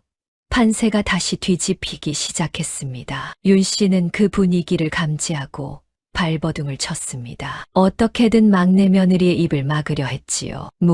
무슨 셈을 맞대 본다는 게냐. 한낱 장사치 딸이 끄적인 종이 쪽을 누가 믿는단 말이냐. 어머님도 노망이 드셔서 헛소리를 하시는 게야. 여봐라. 어서 저것들을 끌어내라. 윤 씨가 악을 쓰며 외쳤습니다. 그러나 이제 그 목소리에는 힘이 실리지 않았지요. 손님들도 더는 윤 씨의 말을 고지 듣지 않았습니다. 도리어 그 다급한 발악이 의심을 더 키울 뿐이었지요. 끌어내긴 누굴 끌어낸다는 게요. 이댁 종부 어른께서 직접 말씀하시는데 어디 한번 들어봅시다. 손님 중 하나가 점잖게 나섰습니다. 다른 손님들도 고개를 끄덕였지요. 마당의 민심은 이미 윤 씨에게서 완전히 돌아서 있었습니다. 붉은 노을이 마당을 가득 물들이고 있었습니다. 늙은 종부의 구분 등 뒤로 오래 잊혔던 정씨 가문의 위엄이 천천히 되살아나고 있었지요. 이제 진실이 드러날 시간이었습니다. 늙은 종부 박분녀가 구분 등을 펴고 마당 한가운데로 걸어 나왔습니다. 잿빛 누더기를 걸친 작은 노인이었지만 그 걸음걸이에는 오래 잊혔던 위엄이 서려 있었지요. 노인은 상석에 앉은 가짜 대감 곁을 지나 며느리 윤 씨 앞에 똑바로 섰습니다. 평생 며느리에게 종처럼 부림당하며 고개 한 번 못 들던 노인이 처음으로 며느리를 정면으로 마주한 순간이었지요. 윤 씨야, 내 묻겠다. 너는 정녕 이 시어미를 효심으로 모셨다 하겠느냐? 노인의 목소리가 마당에 또렷이 울려 퍼졌습니다. 윤 씨는 노인의 서슬에 흠칫 물러섰지요. 늘 만만하게 보던 시어머니가 그날따라 전혀 다른 사람처럼 느껴졌습니다. 어머님, 갑자기 왜 이러세요? 다들 보고 있는데. 그래, 다들 보고 있지. 바로 그 사람들 앞에서 내 똑똑히 말아마. 나는 이 집 부엌 모퉁이에서 잠을 잤고 식은 밥 한 덩이로 끼니를 때웠으며 잔칫날엔 헛간에 갇혔느니라. 이것이 내가 말하는 효심이더냐? 마당이 찬물을 끼얹은 듯 조용해졌습니다. 손님들의 입이 떡 벌어졌지요. 효부로 칭송받던 윤 씨의 실상이 시어머니의 입에서 직접 흘러나온 것이었습니다. 세상에 저게 사실이란 말인가. 부엌에서 잠을 자고 헛간에 갇혔다니. 효부는커녕 손님들의 수군거림이 마당을 뒤덮었습니다. 윤 씨의 얼굴이 시뻘개졌다. 새파래지기를 거듭했지요. 그러나 윤 씨는 끝까지 발뺌하려 했지요. 어머님이 노망이 드셔서 헛소리를 하시는 거예요. 제가 얼마나 정성껏 모셨는데. 노망이라. 그래, 그렇다면 이 노망든 늙은이가 곧간 장부의 내역까지 줄줄 외고 있는 건 어찌 된 일이냐? 노인이 차갑게 되받았습니다. 윤 씨가 움찔했지요. 노인은 점순을 돌아보았습니다. 막내야, 내가 적어둔 셈을 펼쳐보아라. 그리고 윤 씨가 쥐고 있는 그 장부도 함께 펼쳐라. 두 가지를 맞대보면 누가 진짜 도둑인지 만천하에 드러날 것이다. 점순의 묶인 손이 풀렸습니다. 손님들이 보다 못해 점순을 풀어준 것이었지요. 점순은 품에서 샘종이를 꺼내 펼쳤습니다. 그러고는 윤 씨를 향해 또렷이 말했지요. 형님, 그 장부를 펴보세요. 못 펴시겠으면 제가 펼치겠어요. 윤 씨는 장부를 움켜쥔 채 부들부들 떨었습니다. 차마 펼칠 수도 내놓을 수도 없었지요. 보다 못한 손님 하나가 윤 씨의 손에서 장부를 받아 펼쳤습니다. 점수는 그 장부와 자신의 샘종이를 나란히 놓고 조목조목 짚어 나가기 시작했습니다. 보십시오. 이 장부에는 지난 석 달간 곳간에서 쌀 20가마가 나갔고 그게 모두 식구들이 먹은 것으로 적혀 있습니다. 한데 이 집 식구가 다 먹어도 석 달에 쌀 20가마는 어림없는 양이지요. 제가 헤아려 보니 식구들이 실제로 먹은 건 8가마뿐이었습니다. 점순의 셈은 한치의 빈틈이 없었지요. 친정에서 약방을 하며 익힌 셈 솜씨가 이 순간 빛을 발한 것이었지요. 그럼 나머지 12가마는 어디로 갔겠습니까? 바로 형님의 친정으로 빠져나갔습니다. 보름에 한 번씩 한밤중에 종을 시켜 실어 보낸 것이지요. 그 날짜와 양을 제가 다 적어 두었습니다. 장부에 고쳐 쓴 흔적과 맞대보면 한 점 의혹 없이 드러납니다. 점순이 장부에 고쳐 쓴 자국을 하나하나 가리켰습니다. 숫자를 긁어내고 다시 적은 자국이 또렷했지요. 손님들이 몰려와 그것을 직접 확인했습니다. 정말이구먼. 숫자를 고쳐 쓴 자국이 여기저기 있어. 12가마를 친정으로 빼돌리고 시어머니는 식은 밥을 먹였단 말인가. 이런 며느리가 효부라니. 손님들의 분노가 윤 씨에게로 쏠렸습니다. 윤 씨는 그 자리에 얼어붙었지요. 그러나 윤 씨는 마지막 한 수를 던졌습니다. 궁지에 몰린 윤 씨가 거꾸로 점순을 물고 늘어진 것이었지요. 이건 모함이에요. 그 장부는 막내댁이 위조한 거예요. 그를 아는 막내댁이 날 모함하려고 숫자를 고쳐 쓴 게 분명해요. 저 샘종이도 다 막내댁이 제멋대로 꾸민 거고요. 윤 씨가 악을 쓰며 점순을 손가락질했습니다. 그럴듯한 역공이었지요. 장부를 고친 자국이 있으니 그걸 거꾸로 점순이 한 짓이라 우기면 될 일이었습니다. 그러나 그 말이 떨어지기가 무섭게 점순이 차분히 받아쳤습니다. 형님, 그럼 한 가지만 여쭐게요. 이 곳간 열쇠는 그동안 누가 쥐고 계셨지요? 그야 내가. 윤 씨가 얼떨결에 대답했습니다. 그 순간 윤 씨의 얼굴이 굳어졌지요. 제 입으로 함정의 발을 디딘 것이었습니다. 그렇지요. 곳간 열쇠는 형님만 가지고 계셨어요. 곳간 문은 늘 자물쇠로 잠겨 있었고 형님은 곳간에 드나들 때마다 사람을 물리고 혼자 들어가셨지요. 그렇다면 이 장부에 손을 댈 수 있었던 사람은 오직 형님 한 분뿐이에요. 위조를 했다면 그것도 형님이 하신 셈이 되는 게지요. 마당이 술렁였습니다. 윤 씨가 제 입으로 곳간 열쇠는 내가 쥐었다 한 말이 그대로 제 발등을 찍은 것이었지요. 게다가 형님께선 늘 저를 두고 글도 모르는 장사치 딸이라 하셨지요. 글도 모르는 제가 어떻게 곳간 장부의 글씨를 형님 필체와 똑같이 고쳐 쓴단 말이에요. 위조를 하려 해도 그를 알아야 하는 법인데요. 점순의 말에 구경꾼들이 또 한 번 웅성거렸습니다. 윤 씨가 점순을 깔보며 떠벌리던 말까지 거꾸로 윤 씨의 목을 조이는 올가미가 되어 버린 것이었지요. 이때 차 영감이 옳다구나 하며 끼어들었습니다. 허허, 그 말이 맞네 그려. 글도 모른다던 막내댁이 무슨 수로 위조를 해. 위조할 줄 아는 건 곳간 열쇠 쥔 큰 며느리뿐이지. 거셈이 아주 딱 맞아떨어지는 구먼. 구경꾼들이 차 영감의 말에 박수를 치며 웃었습니다. 윤 씨는 제가 던진 역공이 도리어 제 거짓을 더 또렷이 드러내자 말문이 막혀 부들부들 떨 뿐이었지요. 더 이상 둘러댈 말도 빠져나갈 구멍도 없었습니다. 바로 그때 노인이 한 가지를 더 밝혔습니다. 손님들도 윤 씨도 미처 모르던 이 가문의 내력이었지요. 여기 모인 분들은 들으시오. 우리 정씨 가문은 3대에 걸쳐 효자 효부가 난 집안이요. 나라에서 효부 정려까지 내려 저 사당에 현판이 걸려 있소이다. 한데 그 효부 정려를 받은 가문의 종부가 바로 이 늙은이 올시다. 손님들이 깜짝 놀랐습니다. 윤 씨도 입을 떡 벌렸지요. 윤 씨는 그동안 자신이 효부 행세를 떨던 이 가문이 정작 나라가 인정한 진짜 효부의 가문이라는 것을 까맣게 몰랐던 것이었습니다. 나라가 효로 이름을 내린 가문에서 그 종부가 며느리에게 종살이를 하다니 이 어찌 가문의 수치가 아니겠소. 내 그동안 이 흉이 밖으로 새어나갈까 두려워 입을 다물었으나 이제 더는 침묵하지 않으리다. 노인의 목소리에는 종부의 위엄이 가득했습니다. 윤 씨가 그토록 우러러보던 효부 정려 가문, 바로 그 가문의 진짜 주인 앞에서 윤 씨의 거짓 체면은 산산이 부서졌지요. 윤 씨는 마지막 발악을 했습니다. 화살을 김첨지에게로 돌린 것이었지요. 그래도 저 대감은 가짜예요.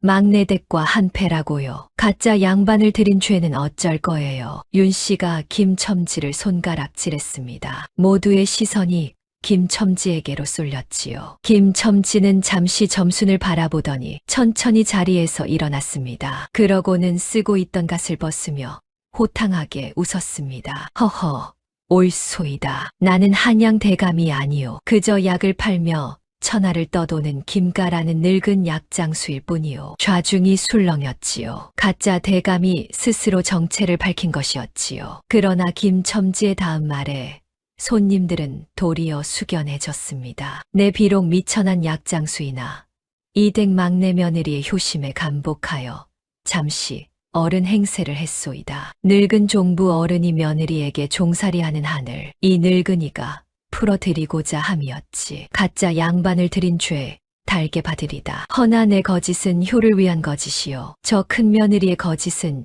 욕심을 위한 거짓이니 그 무게가 같다 하겠소. 김첨지의 말에 손님들이 고개를 끄덕였습니다. 도리어 그 의리에 감탄하는 이들이 많았지요. 옳은 말일세. 늙은 어른 한을 풀어주려 한 일을 어찌 죄라 하겠나. 오히려 갸륵한 일이지. 저 큰 며느리의 거짓에 비할 바가 아니야. 윤 씨의 마지막 패마저 보기 좋게 빗나갔습니다. 가짜 대감을 들춰내면 점순이 곤란해질 줄 알았는데 도리어 그 의리가 미담이 되어 버린 것이었지요. 그리고 결정적인 순간이 왔습니다. 윤 씨의 오라비 윤판돌이 마침내 누이에게 등을 돌린 것이었습니다. 제 입속을 누구보다 잘 챙기는 윤판돌이었지요. 누이가 무너지는 마당에 함께 휩쓸릴 수는 없었지요. 윤판돌은 슬그머니 앞으로 나서더니 손바닥 뒤집든 말을 바꾸었습니다. 사실 저는 누이가 양식을 빼돌리는 걸 진작부터 알고 있었습니다. 한사코 말렸으나 누이가 듣질 않았지요. 저 곳간 장부에 적힌 내역은 모두 사실입니다. 빼돌린 양식이 우리 친정으로 들어온 것도 사실이고요. 저는 그저 누이가 시키는 대로 했을 뿐 결단코 제 뜻은 아니었습니다. 윤판돌이 누이를 팔아 제 살기를 찾은 것이었습니다. 윤 씨는 기가 막혀 오라비를 노려보았지요.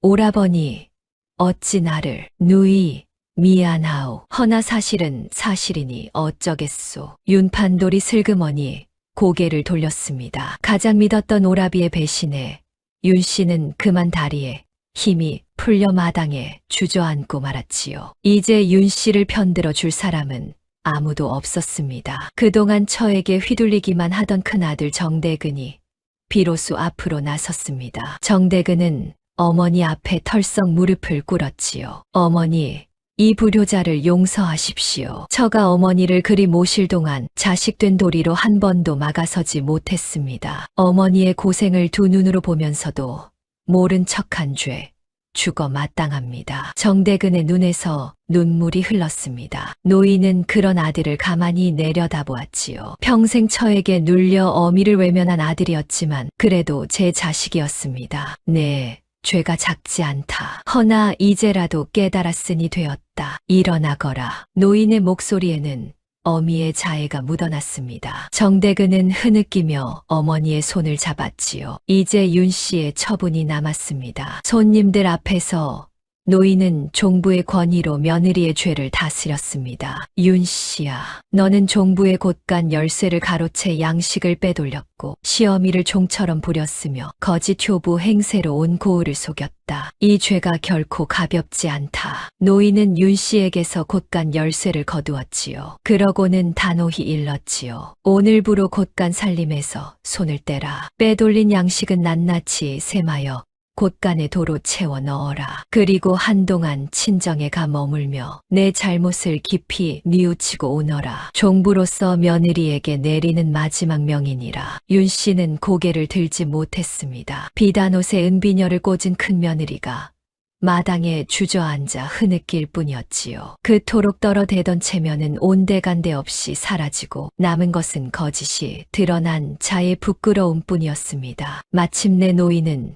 점순을 향해 돌아섰습니다. 그러고는 점순의 손을 두 손으로 꼭 잡았지요. 막내야, 내 덕에 이 늙은이가 사람 대접을 다시 받게 되었구나. 내가 아니었다면 나는 죽을 때까지 부엌 모퉁이에서 식은 밥을 먹었을 게다. 어머님, 저는 그저 어머님께 받은 정을 돌려드린 것뿐이에요. 점순의 눈에도 눈물이 그렁그렁 맺혔습니다. 노인은 점순의 통통한 볼을 어루만지며 손님들을 향해 또렷이 말했지요. 여기 모인 분들은 들으시오. 오늘부터 이 집의 살림은 막내 며느리 점순이 맡을 것이오. 셈이 밝고 마음이 따뜻하며 무엇보다 효를 아는 아이니 이만한 안주이니 또 어디 있겠소. 손님들이 박수를 쳤습니다. 미천하다 손가락질 받던 막내 며느리가 이제 종갓집의 안주인으로 우뚝 선 것이었지요. 점수는 송구한 듯 고개를 숙였지만 그 얼굴에는 환한 웃음이 번졌습니다. 김첨지도 흐뭇하게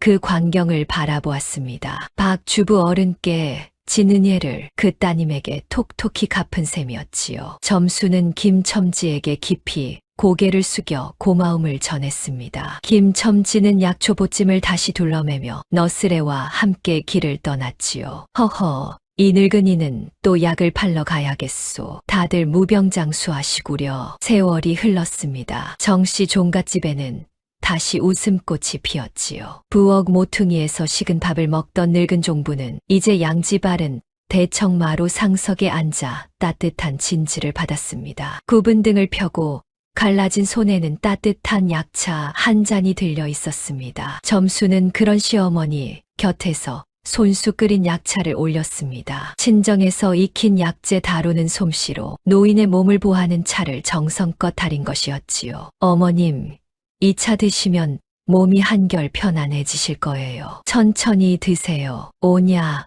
고맙구나. 우리 막내가 끓여준 차가 천하의 명약이지. 노인이 환하게 웃었습니다. 봄볕이 따스하게 마루를 비추고 마당에는 새소리가 가득했지요. 한때 부엌 모퉁이 그늘에서 떨던 노인은 이제 가장 양지 바른 자리에서 며느리의 효를 받고 있었지요. 큰아들 정대근은 어머니를 지극정성으로 모셨고 막내 아들 정대복과 점순 부부는 살림을 알뜰히 일구었습니다. 꽃가는 다시 종부의 손으로 돌아왔고 양식은 헛되이 새어 나가지 않았지요. 친정에 다녀온 윤 씨도 한결 달라졌습니다. 거짓 체면을 줬던 마음을 버리고 비로소 어른을 진심으로 공경할 줄 알게 되었지요. 그제야 윤 씨는 시어머니가 했던 그 말의 뜻을 깨달았습니다. 체면이란 남이 세워주는 것이지 거짓으로 스스로 꾸민다고 서는 것이 아니었습니다. 진심으로 어른을 공경하고 사람을 귀히 여길 때 남들이 비로소 그 사람을 우러러보는 법이었지요. 이 이야기는 두고두고 그 고을에 전해졌습니다. 거짓 효심으로 어른을 종처럼 부리던 며느리는 만천하에 망신을 당했고 진심으로 어른을 모신 막내 며느리는 가문의 안주인이 되었다고 말입니다. 사람의 됨됨이는 비단옷이나 은비녀로 드러나는 것이 아니었습니다. 어려운 일을 사람으로 대하는 그 따뜻한 마음 한 자락에 진짜 귀함이 깃드는 법이었지요. 다음 영상을 빠르게 만나보시려면 좋아요와 구독을 눌러주세요. 지금 화면에 나오는 더 재미있는 영상들도 함께 해주세요. 그럼 모두 행복한 하루 보내세요. 감사합니다.